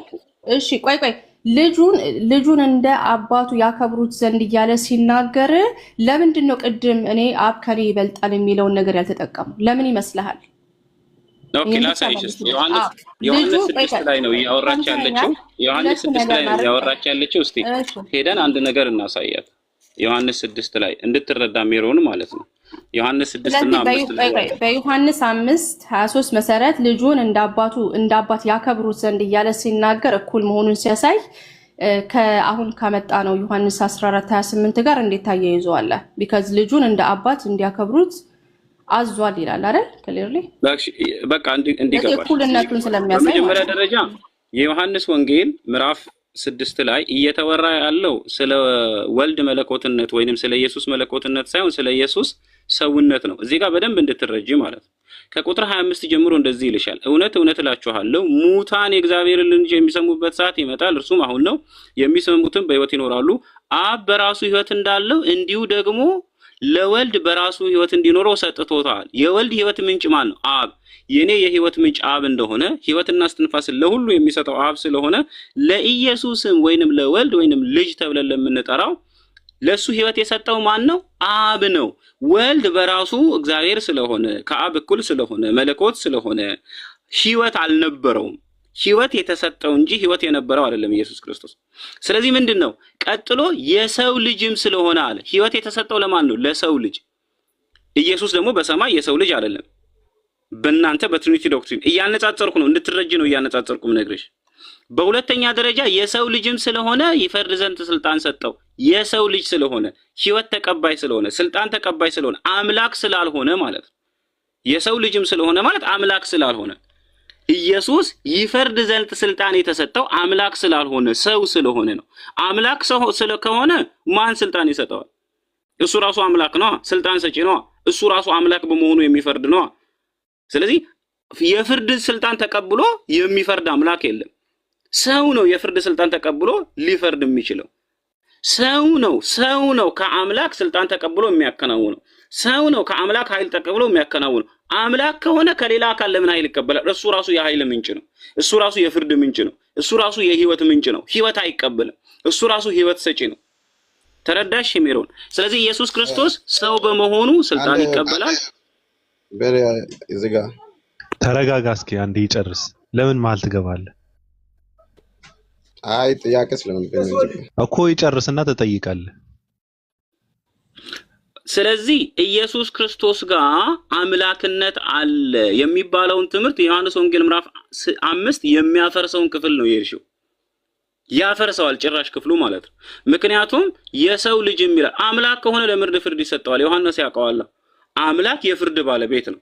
ፍርድን ለነቢያት የሚሰጥ ነው። ፍርድን ለመላእክት የሚሰጥ ነው። ለምሳሌ በሰዶምና በገሞራ ላይ እንዲፈርዱ ሰዎችን እንዲያጠፉና እንዲቀጡ ምን አደረገ? መላእክትን ላከ። ማን? የፍርዱ ባለቤት አምላክ በመላእክቱ በኩል ፈረደ። ለሰዎች ለነገስታት ፍርድን ይሰጣል፣ ዕውቀትን ይሰጣል። ለነቢያት ምንን ይሰጣል? ፍርድን ይሰጣል። ለሐዋርያት ምንን ይሰጣል? ፍርድን ይሰጣል። ደንብ እንድታስተነትኝና መጽሐፍ ቅዱስን እንድትመረምሪ ኢየሱስ ክርስቶስ ከአዳም ጋር የሚነጻጸር ሰው ነው። ከአዳም ጋር የሚነጻጸር አምላክ የለም። የሮሜ መልእክት ምዕራፍ 5 ላይ ኢየሱስ ክርስቶስ ሰው ነው ብሎ ጳውሎስ ይነግርሻል። ሰው ነው ሲባል ኢየሱስ ክርስቶስ የሰው ባህሪ ያለው ማለት አይደለም። በማንነት ደረጃ ሰው ነው። ኢየሱስ ክርስቶስ ሰው ብቻ አይደለም። ይቅርታ ኢየሱስ ክርስቶስ ሰው ነው። አንዴ ብቻ ከታቻለው ሄደህ ንገረው። ቀጥል። ሮሜ መልእክት ምዕራፍ 5 ላይ አንድ የሚያስደነግጥ ነገር ጳውሎስ ያስቀምጥልናል። ምን? ኢየሱስን ከአዳም ጋር ያነጻጽርልናል። ኢየሱስ በስጋ የመጣ አምላክ ከሆነ እንዴት ነው ከአዳም ጋር የሚነጻጸረው? ሰዎች አይነጻጸርም፣ መነጻጸርም አይገባውም። በስጋ የመጣ አምላክና የተፈጠረ ሰው እንዴት ይነጻጸራል? ስለዚህ ምክንያት ኃጢአት በአንድ ሰው ወደ ዓለም ገባ፣ በኃጢአት ነው ሞት፣ እንደዚሁ ደግሞ በኃጢአት ስላደረጉ ለሰው ሁሉ ደረሰ ይልና ሕግ እስከመጣ ድረስ ብሎ፣ ነገር ግን ስጦታው እንደ በደሉ መጠን እንደዚያ አይደለም፣ በአንድ ሰው በደል ብዙዎች ሞተዋልና አለና፣ ነገር ግን የእግዚአብሔር ጸጋ በአንድ ሰው በኢየሱስ ክርስቶስ አለ። አዳምንና ኢየሱስ ክርስቶስን አንዳንድ ሰው አድርጎ አነጻጸረ። ኢየሱስ አምላክነት ያለው በስጋ የመጣ ስጋ የለበሰ አምላክ ከሆነ እንዴት ነው ከአዳም ጋር የሚነጻጸረው? አይሆንማ። ኢየሱስ ሞትን ድል ለማድረግ ስልጣን አለው። ኃጢአትን ለማሸነፍ ለምን? አምላክ ነው። ሰው ግን አምላክ ሲረዳው ነው ኃጢአትን የሚያሸንፈው። ሰው ግን ከሞት የሚነሳ አምላክ ሲያስነሳው ነው። ኢየሱስና አዳም አይነጻጸሩም። የኢየሱስ ፈተናና የአዳም ፈተና አይነጻጸሩም። ለምን? ኢየሱስ አምላክ ነው። ገባሽ? ስለዚህ ኢየሱስ ክርስቶስ ከአዳም ጋር ይነጻጸራል። ይሄ በጣም አስቸጋሪ ነገር። አምላክና ሰውን እንዴት ታነጻጽራለሽ? ኢየሱስ በስጋ የመጣ አምላክ ከሆነ። ጳውሎስ ግን ምን ብሎ ይነግረናል? ኢየሱስ ክርስቶስን ፍጹም ሰው ፍጹም አምላክ ሳይሆን ብሎ የሚጠራው አንድ ሰው ብሎ ነው የሚጠራው ኢየሱስ ክርስቶስን። አየሽ? አንድ ሰው፣ ማንነቱ ሰው የሆነ፣ ምንነቱም ሰው የሆነ፣ ግብሩም ሰው የሆነ፣ ስልጣኑም የሰውነት የሆነ፣ ጌትነቱም በሰውነት የሆነ፣ አምላክ ተብሎ ሲጠራ የፍርድ ስልጣን ነቢያት እንደተቀበሉት የሆነ፣ ኢየሱስ ክርስቶስ ሚሽን ቢሰጠው ሰው ስለሆነ፣ ነብይ ቢባልና መልእክተኛ ቢባል ሰው ስለሆነ፣ ሕይወት ተቀበለ ቢባል ሰው ስለሆነ፣ በቃ ኢየሱስ ሰው ነው። ምን? አንድ ሰው ነው። ኢየሱስን ስንጠራ አንድ ሰው ብለን ነው የምንጠራው። የጢሞቴዎስ መጽሐፍ ላይ ያንን ነው የሚደግምልሽ። አንድ እግዚአብሔር አለና አለ። ያ አንድ እግዚአብሔር ማን ነው? እግዚአብሔር አብ። ከዛ እግዚአብሔር ጎን ማን አለ? አንዴ ሲመጣ አንዴ አስጨርሰኝ ወንድሜ። ቶ ብራዘር ችግር የለውም። ምን ሚዩት አድርጋን። ስለዚህ ኢየሱስ ክርስቶስ ምንድነው? ሰው ነው። በሁለተኛ ደረጃ አንደኛ ቆሮንቶስ ላይ ጳውሎስ ይህንኑ ንጽጽር ደግሞ አንደኛ ቆሮንቶስ ላይ ያብራራልሻል። ሜሮን ዝግ ብለሽ የክርስትና ትምህርትን አስተንተነሽ መጽሐፍ ቅዱስን መርምረሽ እኔ በልብ ትህትናና የዋህነት ነው የምነግርሽ። ኢየሱስ ክርስቶስ ከአብ እኩል አምላክ ከአብ እኩል የሚመለክ አይደለም። he the messenger, he is a prophet, he the son of God። የእግዚአብሔር ልጅ ብለን የምንጠራው በምን ደረጃ? በግብር ደረጃ በቃ እንጂ እሱ እግዚአብሔር አይደለም። he is not the God አይደለም። እሱ አምላክ አይደለም። እሱ ሰው ነው፣ እንዳንቺ ሰው ነው። ሚሽን የተሰጠው ሰው ነው። መልእክተኛ ነው። የአምላክን ስራ የሰራ ሰው ነው። እሱ ትምህርት ያስተማረ ሰው ነው እሱ እንጂ በሁለተኛ ደረጃ አንደኛ ቆሮንቶስ መጽሐፍ ምዕራፍ 15 ላይ እንደዚህ ይልሻል። አሁን ግን ክርስቶስ ላንቀላፉት በኩራት ሆኖ ከሙታን ተነስቷል። ሞት በሰው በኩል ስለመጣ ትንሣኤ ሙታን በሰው በኩል ሆኗል አለ። በአምላክ በኩል አይደለም ትንሣኤ ሙታን የሆነው። ከሰማይ ወርዶ የመጣ አምላክ የለም። ከሰማይ ተወልዶ የመጣ አምላክ የለም። በሴት ማህፀን የተሻገረ አምላክ የለም ወደዚህ ዓለም።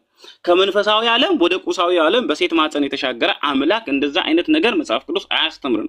ኢየሱስ ክርስቶስ ወንድ ልጅ ነው። አምላክ በማህፀን የሰራው ሚሽን ተሰጠው፣ ተልእኮ ተሰጠው። ያንን ሚሽን ፈጸመ፣ በምድር አስተማረ፣ ያንን ነገር አከናወነ እንጂ ኢየሱስ ከአብ እኩል አይደለም። አብን የሚያመልክ ለአብ የሚገዛ በጣም ብዙ ክፍሎች አሉ።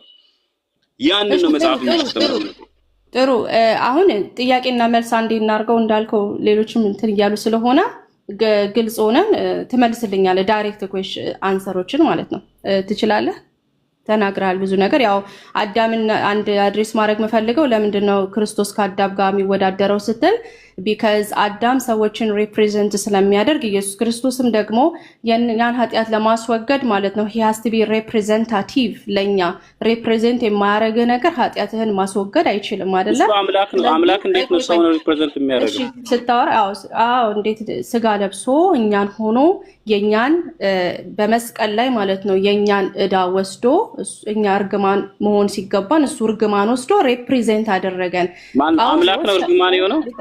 አዎ አምላክ በስጋው ነው አምላክ እርግማን የሆነበት አይደለ? ስለዚህ ማለት ነው ፖይንት ምንድነው? አሁን የለ ክሌም ስታነሳ ሰው ሲመልስ ቤሪያ ኦኬ እሺ፣ እንደዚህ እስቲ አንድ እንዲገባሽ ሜሮዬ፣ የኢየሱስ የስጋው ነፍስ ምን ውስጥ ነው ያለው? ቆይ ኢትስ ኦኬ። አሁን ብዙ ቦታ ላይ የሄድክ ነው አይኖ ግራ ተጋብተሃል። ግን ማለት ነው በቃ ወደ ጥያቄ ልሄድ። ያው ከሪፕሬዘንታቲቭ በሌላ ነገር ለራስሽ እንድትይው የስጋ ሁሉ ነፍስ በደም ውስጥ ነው ይላል መጽሐፍ። የኢየሱስ የሰውነቱ ነፍስ ወይንም ህይወት የት ነው ያለው? እሱን ለራስሽ ያዡ። ለሌላ ጊዜ ጠይቄ አስተንትኝ። ከጠይቅኝሽ አምላክ እርግማን ነው ይሄ ከባድ ነው። ሜሮን እዚህ ጋር አንተ ይቀርታ። አሁን እሱ ሐዋርያው ጳውሎስ አምላክ አላለም ብሎ እስኪ አንዴ ይቅርታ እስኪ አንዴ እንትን አታድርጉ። አንዴ አለው እኮ ከፈለኩ አባረዋለሁ። ምናልባት አንድ ሰው ከዳነ ብዬ ነው ዝም ያልኩት። እስኪ ቀጥል ሶሌ ቀጥል እስኪ። እሺ ሐዋርያው ጳውሎስ ይቅርታ ሜሮን አንዴ ኦኬ ክርስቲያን ነው አይደል? ችግር የለም ቀጥሉ ብራዘር። ኦኬ ሐዋርያው ጳውሎስ ሰው ብቻ ነው ያለው አምላክ አላለም ብሎ ስለተናገረው እኔ ሐዋርያው ጳውሎስ አምላክ ያለበትን ማስረጃዎችን አሁን ይሰጣሉ ለሱ ማለት ነው። ኦኬ ወዳችን እንዳንወጣ አንድ ጊዜ እኔ ባለሁበት መጨረሻ ላይ ትሰጣለህ። ቶሌ መጨረሻ ላይ ትሰጣለህ። ችግር የለውም። ሰምተሃል ቶሌ? ትሰጣለህ። ይጨርሱ። ከክሮነ ለኔ ጸልይልኝ። ችግር የለውም። ውረድ። አንተ ችግር አለብህ። ውረድ ወንድም፣ እናመሰግናለን። ውረድ። ቀጥይ። እሺ እኔና ቤሪያ እናሳጥረዋለን። ሌሎቻችሁም እንትን እንዳትሉ እሺ። ቤሪያ ዳይሬክት ጥያቄንም ጠይቀ ዳይሬክት መልስ ነው የምፈልገው። እሺ የትኛውን ጥያቄ ልጠይቅ? እሺ በኢሳይያስ 44:6 መሰረት እኔ መጀመሪያ ነኝ እኔ መጨረሻ ነኝ ይላል ያህዌ አይደል? እና ራእይ ላይ ደግሞ ኢየሱስ ክርስቶስ በራእይ 1:17 እስከ 18 እና ያው 22 ምዕራፍ 22:13 ላይ ኢየሱስ ራሱ እንዲሁ ይጠራል ማለት ነው ራሱን። ስለዚህ ጥያቄ ይሄ መጠሪያ ለአምላክ ብቻ ነው ወይስ ለፍጥሩ? ኦኬ የኢየሱስ ክርስቶስ መጠሪያ አይደለም፣ የአምላክነት ማንነት አይደለም። የኢየሱስ ክርስቶስ ሞትና ትንሣኤን የሚያሳይ ነው ማለት ራእይ 1:17 ማስረጃ ቀጥታ እኔ መጀመሪያ መጨረሻ ነኝ ያለው። ስለዚህ ማለት ነው ማስረጃ ፈልጋለሁ። ክሊርሊ ያህዌ ኦር ደግሞ ፈጣሪ እኔ መጀመሪያ ነኝ እኔ መጨረሻ ነኝ ብሏል። ኢየሱስም ዳይሬክትሊ ያንን ነገር ነው እየተናገረ ያለው። እሺ አንድ ነገር ላሳይሽ። በመጀመሪያ ደረጃ ቀጥታ ማስረጃ ነው የምሰጥሽ። ራእይ ዮሐንስ ምዕራፍ 1:17 ላይ ባየቱ ጊዜ እንደሞተ ሰው ሆኜ ከእግሩ በታች ወደቅሁ፣ ቀኝ እጁንም ጫነብኝ፣ እንዲህም አለኝ አትፍራ፣ ፊተኛውና መጨረሻው ሕያውም እኔ ነኝ።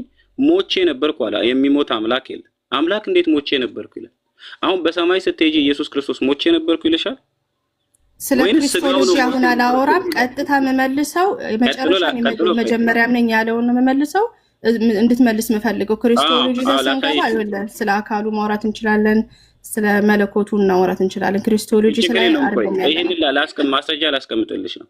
ከዘላለም እስከ ዘላለም ድረስ ሕያው ነኝ፣ የሞትና የሲኦል መክፈቻ አለኝ ብሎ መጨረሻውና ፊተኛው ይላል። እንዲህም አለኝ አትፍራ፣ ፊተኛውና መጨረሻው ይላል። መጀመሪያውና መጨረሻ ሳይሆን ፊተኛውና መጨረሻው። ፊተኛውና መጨረሻው ማለት ምን ማለት መሰለሽ? ይሄው ቆላሲስ ላይ ጳውሎስ ያብራራልሻል። ፊተኛውና መጨረሻው ማለት ምንድነው የሚለውን ቀጥታ ጠቅስ ነው የምሰጥሽ። ቆላሲስ መልእክት ምዕራፍ እንደዚህ ይልሻል። ቆላሲስ መልእክት ምዕራፍ 1 ቁጥር 18 ላይ እርሱም እንዲህ ይልሻል። እርሱም የአካሉ ማለት የቤተ ክርስቲያን ራስ ነው። እርሱ በሁሉ ፊተኛ ይሆን ዘንድ መጀመሪያ ከሙታን በኩር ይላል። እኔ ፊተኛው ነው ሲልሽ በሁሉ ፊተኛ ወይንም ከሙታን የአዲሱን ፍጥረት ትንሣኤ የመጀመሪያ ያደረገ ማለት። ፊተኛ ማለት የመጀመሪያ ከሙታን ሪዘረክት ያደረገ ማለት። አይሽ ቃሉን በሁሉ ፋላሲ ነው ባይዘው ያውን እያረክ ያለው ነገር እነውን ፋላሲ ነው። ግን እሺ ራእይ 22 ላይ ብዬሃለሁ አልፌና ኦሜጋ ፊተኛው ኋለኛው የመጀመሪያውና የመጨረሻው እኔ ነኝ ብሎ ዳይሬክትሊ ነው የዘጋው። ይሄንን እንዴት ትፈታለህ? ኦኬ ራእይ 22 ላይ ኢየሱስ አልተናገረም። እሱን ደግሞ ማስረጃ አለ። እንደዚህ ነው አያችሁ፣ እንደዚህ ነው የሚመለጠው። ከጥያቄ ችግር የለውም። እኔ እንደውም አልቆይም አይደለም ማስረጃ ነው የምሰጠው። ይሄንን ራእይ 22 13 የኢየሱስ ንግግር አይደለም። 22 የማን ንግግር ነው? መላእክት ነው ይሄን የተናገሩት። ማስረጃ ልስጥሽ። ኦኬ ቆይ አልፋና ኦሜጋ ነው። ቆይ አልፋና ኦሜጋ ነው። ስለዚህ ይላል መልአክ። እኔ ማስረጃ ላሳይሽ አሁን ላብራራ። ቆይ አይደለ አልፋና ኦሜጋ ነኝ ያለው። አሁን ቅድም ምን አለን? ኢሳይያስ 44 ላይ ፈጣሪ ብቻ ነው እኔ መጀመሪያም የመጨረሻ ነኝ ያለው አለን። ከዛ ራእይ 22 ላይ ስንሄድ ደግሞ ኢየሱስ ክርስቶስ እኔ አልፋና ኦሜጋ የመጀመሪያም የመጨረሻ ነኝ አለ። ከዛ ተነስቶ አላለም። ሜሪ መጽሐፍ ቅዱስ ላይ እኔ በጣም ጠንቃቃ ሰው ነኝ። መጽሐፍ ቅዱስ ላይ የተለየ የቃላትን የሐሳብን ነገር ሲጨመር እኔ ማስረጃ ይሄው መልአክ ስለመሆኑ ማስረጃ ልስጣችሁ። ራእይ 22 ተናጋሪው መልአክ ነው፣ ኢየሱስ አይደለም። ለብዙ ሺህ ዓመታት የኢየሱስ ንግግር ብላችሁ ሸውዳችኋል ትውልዱን። ይሄ ነገር ግን በኔ ፊት የሚቀጥል አይደለም። ምን ይላችኋል መሰላችሁ? የራእይ ዮሐንስ ምዕራፍ 22 ላይ ተናጋሪው መልአክ ነው። እንደዚህ ይላችኋል ከቁጥር 6 ጀምሮ እኔ በትልቁ ይታያችኋል ብዬ አስባለሁ። መጽሐፍ ቅዱስ ያላችሁ ከቁጥር ምዕራፍ 22 ከቁጥር 6 ጀምሮ አውጥታችሁ እዩ። እርሱም እነዚህ ቃሎች የታመኑና እውነተኞች ናቸው፣ የነቢያትን መናፍስት ጌታ አምላክ ቶሎ ይሆን ዘንድ የሚገባውን ነገር ለባሪያዎቹ እንዲያሳይ መልአኩን ሰደደ። አያችሁ፣ የጌታ አምላክ ተብሎ የነቢያት መናፍስት ጌታ አምላክ። በራእይ ዮሐንስ ላይ ጌታ አምላክ ተብሎ የሚጠራው አብ ነው። እሱ ነው መልአኩን የሰደደው። ጌታ አምላክ ተብሎ የሚጠራው አብ ስለመሆኑ እዚሁ ምዕራፍ 21 ቁጥር 22 ላይ ሄዳችሁ ተመልከቱ። ሁሉን የሚገዛ ጌታ አምላክና በጉ መቅደሷ ናቸው ይላችኋል። ስለዚህ ቁጥር 6 ላይ የነቢያት መናፍስትም ጌታ አምላክ መልአኩን ሰደደ አለና ቀጥሎ ይህን ያየሁትን የሰማሁትን እኔ ዮሐንስ ነኝ። በሰማሁት ባየሁትም ጊዜ ይህን ባሳየኝ በመልአኩ እግር ፊት እሰግድ ዘንድ ተደፋው። እርሱም እንዳታደርገው ተጠንቀቅ። አያችሁ፣ አሁን አብ መልአኩን ሰደደ። ከዛ ያ መልአኩን ጌታ አምላክ መልአኩን ሰደደ። ያ መልአኩ ጋር ዮሐንስ ሲሰግድ ዮሐንስን እንዳታደርገው አለ። ከዛ ለእኔም አያችሁ፣ መልአኩ ሲናገር ከዚህ በኋላ ተናጋሪው ማን ነው? ከቁጥር 10 በኋላ መልአኩ ነው። ለእኔም ዘመኑ ቀርቧል፣ የዚህን መጽሐፍ ትንቢት ቃል በማህተም አትዝጋው። አመፀኛ ወደፊት ያምፅ፣ ርኩሰትም ወደፊት ይርከስ፣ ጻድቁም ወደፊት ጻድቅን ያድርግ፣ ቅዱስም ወደፊት ይርከስ አለ። እነሆ በቶሎ እመጣለሁ። ማን? ያ መልአኩ የላከው አምላክ። ወይንም ለምሳሌ ለሙሴ በመልአክ እጅ ነው ንግግር የላከው። ስለዚህ መልአኩ ማንን ሪፕሬዘንት አድርጎ ያወራል? ጌታ አምላክን የላከውን አብን። ለኢየሱስ ፍርድና መጽሐፍን የሰጠው ጌትነትን የሰጠው ሪፕሬዘንት አድርጎ ያወራል እንጂ የዮሐንስ 22 ላይ ኢየሱስ ተናገረ የሚባል ነገር የለም። ስለ መድኃኒዓለም ሜሮ የመጽሐፉን አውድና ንባብ አስቶ መተርጎም። ሚዩት አድርጋ አንተም ስማኝ። በቃ ሚዩት አድርጋ አንተም ስማኝ። እንግዲህ አንዴ ልጨርስልሽ። በሁለተኛ ደረጃ ሰዎች ሊተረጉሙ የሚፈልጉት አውዱን ይለቁና አውዱ ላይ ተናጋሪው ማን ነው? መልአኩ። አውዱን ይለቁና ከቁጥር 16 ላይ ይሄዱና እኔ ኢየሱስ ብሎ ተመልከቱ። እኔ ኢየሱስ በአብያተ ክርስቲያን ዘንድ እንዲመሰክርላችሁ መልአኬን ላኩ የምትል ቃል አለች ቁጥር 16 ላይ። ይህንን ከቁጥር 13 እና ከቁጥር 6 ጋር አጋጭተው የራሳቸውን ዶክትሪን ሊመሰረቱ ይመሰክራሉ። ቁጥር ምዕራፍ 22 ቁጥር 16 ላይ ያለው ቃል እኔ መልአኬን ላኩ ኢየሱስ የሚለው ምዕራፍ 1 ቁጥር 1 ጋር ያለውን ነው። እግዚአብሔር ለኢየሱስ የሰጠው በእርሱም የተገለጠው እርሱም በመልአኩ ልኮ የመሰከረው የሚለውን ቃል ነው መልአኬን ላኩ የሚላችሁ። ምዕራፍ 22 ላይ ግን ምዕራፍ 1 ጋር ከተላከው መልአክ ውጪ የተላከ መልአክ አለ፣ አብ የላከው መልአክ።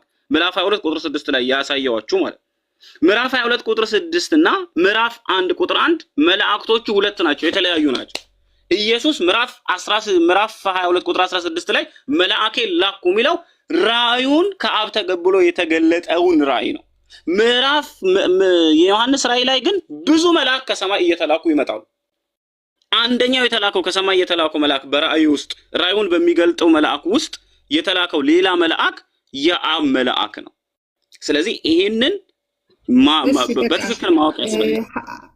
ለጥያቄዎች አትሊስት 30 ሰከንድ ብል ጥሩ ነበረ። ቢካዝ 10 ደቂቃ ሆነብኝ አንድ መልስ ላይ ማለት ነው። ጥሩ ችግር የለውም።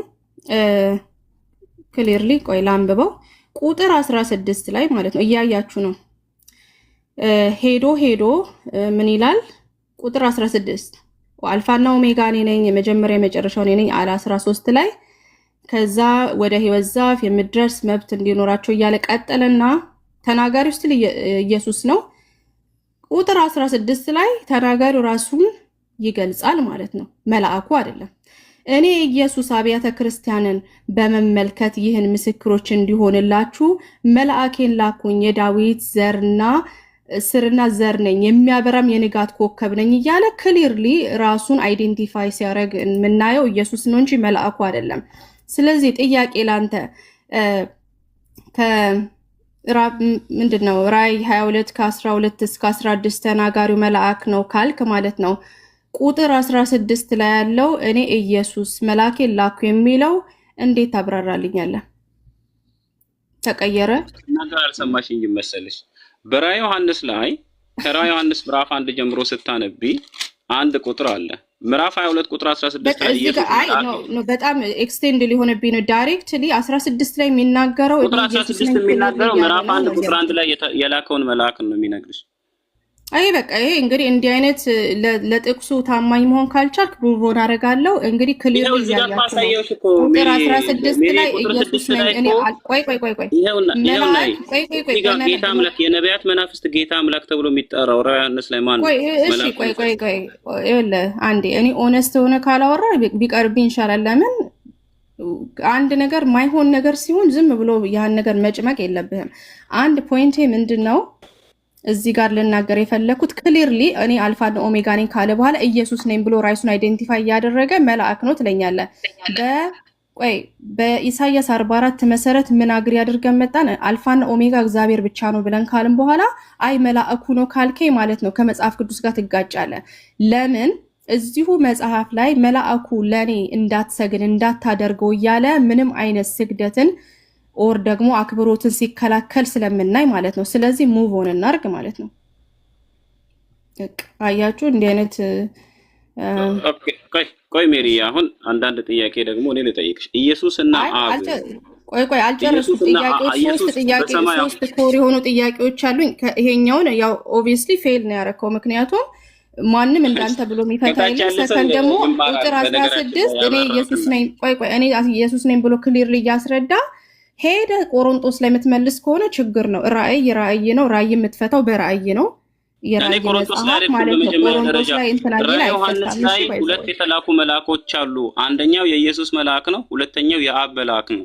ሁለቱም መልአኮች ላይ አስቀምጬልሻል። አንደኛው ራእይ ዮሐንስ ምዕራፍ 1 ቁጥር 1 ላይ ኢየሱስ የላከው መልአክ አለ ራእዩን ከአብ ሲቀበል። ሁለተኛው አብ ራሱ የላከው መልአክ አለ ምዕራፍ 22 ቁጥር 6 ምዕራፍ 22 ቁጥር 6 ላይ የአብ መልአክ ነው ሁሉን የሚገዛ ጌታ አምላክ፣ ኢየሱስንም የሚገዛው ጌታ አምላክ። ሃሌሉያ!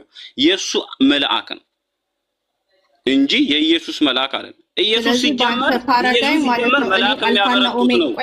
በአንተ አረዳድ መሰረት ማለት መልአክ ተነስቶ እዛው ማን ነው ዮሐንስ ሲሰግድለት እንዳታደርገው እኔም እንዳንተ ባሪያ ነኝ ያለው መልአክ እንግዲህ እያላችሁ ያለው አልፋና ኦሜጋ ነኝ ፊተኛና ኋለኛ ነው እያለ የያዌን የአብን ቃል ሪፕሬዘንት አድርጎ ተናግሯል ነው ይላችሁ። እንግዲህ እኔ ነኝ እያለ የሚናገር መልአክ ማለት ነው። እኔ አልፋና ኦሜጋ ነኝ እያለ ቆይ በመጽሐፍ ቅዱስ አውድ መሰረት እንዲህ አይነት ነገር የለም። ይሄ ትልቅ ፋላሲ ነው። ግን ሙቭ ኦን ላድርግ ያው ለሴክ ኦፍ ታይም በቃ ኦኬ እሺ እኔ ደግሞ አንድ ጥያቄ ሁለት ጥያቄ ጠይቀሻል። ሁለቱን አብራርቼልሻለሁ። አሁን እኔ ደግሞ አንድ ነው የጠየኩትኝ፣ ችግር የለውም። ጠየቅሽ እኮ ጠይቅ እንዳልከው። እሺ አንድ እናድርገው። እሺ ራዕየ ዮሐንስ ምዕራፍ 1 ቁጥር 17ን ጠየቅሽ መጀመሪያ የሚለውን። ሁለተኛ ራዕየ ዮሐንስ ምዕራፍ 22ን ጠየቅሽ። አሁን አንድ ጥያቄ ልጠይቅሽ። ኢየሱስ ክርስቶስ አሁን በሰማይ በሰውነቱ አብን ያመልከዋል ወይንስ አያመልከውም? አምላኬ ብሎ ምን አይነት ጥያቄ ነው? ከማስረጃ ጋር አምጣልኝ፣ ጥቅስ እየጠቀስክ። ይኸው በሰማይ አምላኬ ብሎ ያመልከዋል ወይንስ አያመልከውም? ራዕየ ዮሐንስ ምዕራፍ 3 ቁጥር 12 ላይ እንደዚህ ይልሻል። ድል ለነሳው በአምላኬ መቅደስ እንዲሆን አምድ አደርገዋለሁ እንዴ።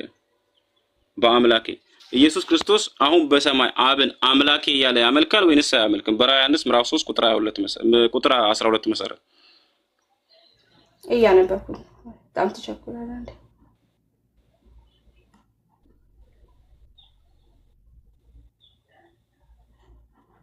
እያነበብኩት ነው።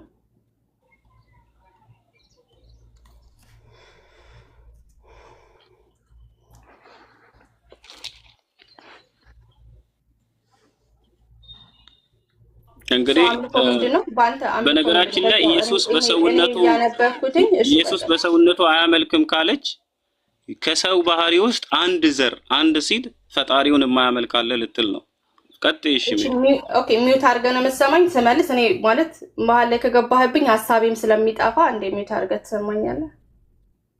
እሺ ተናገሪ። እኔ አልናገርም። እሺ ጥያቄ ጠየቅከው ምንድነው? ድገምልኝ አንዴ። ላይክ መልሴ ኢየሱስ በሰውነቱ አሁን በሰማይ አብን ያመልከዋል አያመልከውም? ብዙ ጥቅሶች ላመጣ እችላለሁ፣ ችግር የለውም። ግን በሰማይ ስለሆነ ራዕየ ዮሐንስ ምዕራፍ 3 ቁጥር 12ን ጠቅሼልሻለሁ። አምላኬ ብሎ ይናገራል። ያመልከዋል ወይስ ለዛው ያልኩት ለዛው ነው። ገባ? ኢትስ ቬሪ ኢምፖርታንት ነው።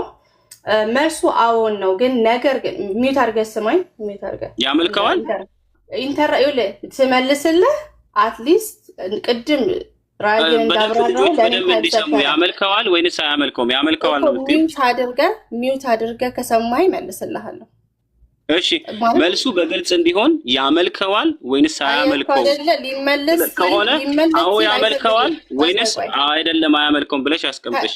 አፌ ላይ ለምን ትቆማለህ ነው። ላይክ አንድ ነገር እኔ እንደነስ ዲስከሽን አልወድም። በቃ እኔ ባቢሎን ተቀበል። ምክንያቱም እሺ ብዬ ልመልስ። ቀጥይ አንድ ጥያቄ ቅድም ጠይቄ 10 ደቂቃ ነው የሰማው ሚውት አድርጌ ማለት ነው። ቢካዝ እንደፈለግህ አድርገህ እንድታስረዳ ስለመፈለግ ቅድም ስንት ጥቅስ ውስጥ ነው የገባኸው? አንድ ጥቅስ አምጥቼልህ ግን ሚውት አድርጌ ሰምቻለሁ። እንዲህ አይነት ዲስከሽን ማትችሉ ከሆነ ወይ ደግሞ አታድርጉ። ጥያቄ ጠይቀህ አዎ ገና ሳል ከአፌ ላይ ነው የምትቆመው። እንዴት ብዬ ልመልስልህ? ስለዚህ ወደ መልስ ሚውት አድርጌያለሁ። ቀጥይ። ለምሳሌ አንተ ላይ ተናድጄ ሳይሆን እንዲህ አይነት ነገሮች ስለሚፈጠሩ ነው በብዛትና ፈርስትሬት ያደርጋል። ሽር ስለዚህ መልሱ ምንድነው? ባመጣው በራዕይ 3:12 መሰረት አዎን፣ ነገር ግን በሚናና በስራ ነው ኦር ደግሞ ሮል በምንለው እንጂ በተፈጥሮ ኔቸር አይደለም ማለት ነው። ኦኬ፣ ምን ለማለት ፈልጌ ነው? ኢየሱስ ከትንሣኤ በኋላ እውነተኛ ሆኖ ሰው ሆኖ ቆይቷል አይደል? ማለት ሲያርግ ማለት ነው። ሰው ከነስጋው ነው ያረገው፣ ከነ ግሎሪፋይድ በሆነው ሰውነቱን ያረገው። እንደ መካከለኛ እንደ ከፍተኛ ካህን ሚና አብን ከአብ ጋር ምንድነው ከአብ ጋር ምንድነው መካከላችን ሚዲዬተራችን ሆኖ ያገለግላል ይላል መጽሐፍ ቅዱስ አይደለ? ስለዚህ ይሄ ደግሞ ሰውነቱን ያመለክታል። ይሄ አምላክነቱን አይደለም። ስለዚህ በሮል ነው እሺ ለአምላኩ የሚገዛው። ምን ማለት ነው? ራዕይ 13 ላይ ቤተ መቅደስ የአምላኬ ቤተ መቅደስ እያለ ይናገራል። ይሄ የሚናገረው ቃል በራዕይ መሰረት ስለ ሚና ነው። ኦኬ ኢየሱስ እንደ ሰው መሲህ ኦኬ አምላኬ ማለት ይችላል ማለት ነው። ኦኬ ሆፕፉሊ የምናገረው ነገር እየገባ ነው። እንዲሁም እኛን ወደ አብ የሚያመጣ መካከለኛ ሆኖ ይናገራል። በምን? በዚህ ጥቅስ መሰረት ማለት ነው። ስለዚህ የሚያሳዝነኝ ነገር ብዙ ነገር እኔ እያስረዳው መሆኑ ነው የሚያሳዝነው። ቢካዝ በጣም መጽሐፍ ቅዱስን ታውቃለህ ብሎ ባቢሎን ቅድም ሲሰክሰኝ ነበርና ለዛ አሁን ከታች ያላችሁ ሰዎች ወንድም እህቶቻችን ከታች ያላችሁ ሰዎች ጥያቄ ያላችሁ ባቢሎንም ከታች ኦቢ አለ ባቢሎን ራይነር አለ ከታች ያላችሁ ሰዎች ጥያቄ ካላችሁ ለኔም ለሷም መጠየቅ ትችላላችሁ። ነገር ግን አንድ አምላክን በብቸኝነት የምናመልክበትን የነቢያትን መንገድ ተከትለን የሐዋርያትን ትምህርት የምናጸናበትን ፈጣሪ ጊዜ እድል ህይወት ይስጠን ያንን ነው ለማለት ጥያቄ ያላችሁ ጠይቁኝ። እሺ ችግር የለም ሜቢ ፍትሃትን ማለት ላይ እናደርግናል እዚህ ችግር የለም አለን እየሰከስሽ ነው መሰከሱን ታዩ የዘላለም ካህን ምን ኢየሱስ እንዴት ነው የዘላለም ካህን የሚሆነው ኢየሱስ ችግር የለውም እዚሁ ፍትሃትም ልናደርግ እንችላለን ይሄን ጥያቄ ከጠየቁ በኋላ ችግር የለውም ልጠይቅ እሺ ማንን እኛ ኮነን የተፈቀደልን እንድንጠይቅ ኦኬ አንድ ቤሬ ይቀራል እንዴ ጠይቀኝ እኮ ታዩ ግድ የለም እሱ ችግር የለውም ምን ጠይቀዋለሽ ኢየሱስ ለዘላለም ካህን ነው ብለሽ በአባቱ ቀኝ ቁጭ ያለ ሰው ካህን ማለት አገልጋይ ነው ስለዚህ የዘላለም ካህን ነው ብለሽ እረፍት ላይ ያለ ሰው የዘላለም ካህን ነው ብለሽ ነው ያመጣሽው ካህንነቱ ግን በጣም የሚያሳዝነው ነገር እንደውም የካህንነቱ ስልጣን የተሰጠው ራሱ መሆን አለበት የተባለው እንደ መልከ ጸዲቅ ተብሎ እንደ አንድ ፍጡር ነው ራሱ እንትን ተደርጎ የተቀመጠው እኔ ግን ጥያቄ ያለን እሱን ተወውና እረፍት ላይ ያለ ሰው ካህን ነው ብለሽ እንትን ማለት የለብሽም የሆነ ሰዓት ነው ያገለገለው ካህን ማለት አገልጋይ ነው ኢየሱስ ያገለገለው ጥቂት አመታት ነው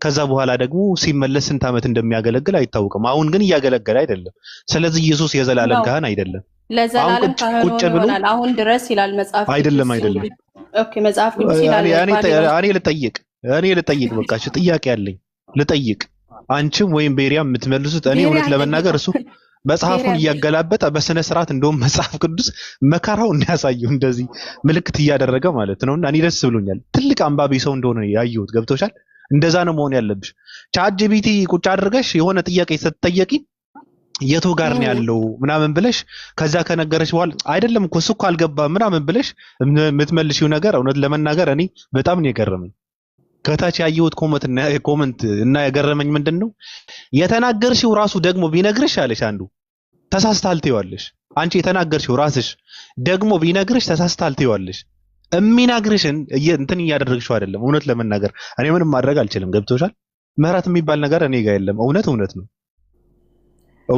ነው ኢየሱስ የሚባል ሰው ትንሽ ታግዛለ ባቢሎን ለምን መሰለህ ትክክል ነው ተመችቶኛል ሐሳብ ራይ 22 ቅድም ያመጣውለት 16 ላይ ማለት ነው ክሊር እኔ ኢየሱስ ነኝ እያለ እሱን ክዶ ሌላ ነገር ሲናገር እያየው ታዲያ እንዴት ብዬ ልቀጥል እኔ ኢየሱስ ነኝ መልአኩ ነኝ አላለም ከዛ ምን ያመጣልሃል ሌላ ጥቅስ ያመጣልሃል ምናምን እንዲህ አይነት ዲስሆነስት ሆኖ የሚወያይ ሰው ጋር ልክ ነህ እንዳልከው ልሸነፍ እችላለሁ ምክንያቱም እውነትን እየተናገረ ካልሆነ እንግዲህ ባይ ችግር የለውም እኔ ልጠይቅ አሁን በነገርሽ ላይ በነጻ ፈቃድነት ከኢየሱስ እኔ ይሻላል አይሆንም ታውቃለህ አይደል ሪል ዲቤት ቢሆን እንደዚህ አይነት ነገር አይፈቀድም ግን ችግር የለውም ሂድበት እሺ እኔ ጥያቄም ጠይቀው ደስ ይለኛል ችግር የለውም ትጠይቂያለሽ እኮ ጥያቄ ስላለን እኔ በነጻ ፈቃድነት ከኢየሱስ በላይ እኔ ይሻላለሁ አምላክ ሆኖ አምላክ ተብሎ ፈጣሪ እየሰማች ነው ሜሮኒ እየሰማሁ አይደል እኔ ጋር ለምን እኔ ነጻ ፈቃድ አለኝ ኢየሱስ ክርስቶስ ግን ነጻ ፈቃድ የለውም ምን ታውቂያለሽ እንዴት እኔ የፈለኩትን ማድረግ እችላለሁ ኢየሱስ ግን የፈለገውን ማድረግ አይችልም እኮ እንዴት አስረዳስ ሂድበት ምንድነው እኔ ነጻ ፈቃድ አለኝ አሁን ለምሳሌ እኔ የፈለኩትን ነገር እንደፈለኩ መስራት እችላለሁ ኢየሱስ ግን አይችልም ምን ታውቂያለሽ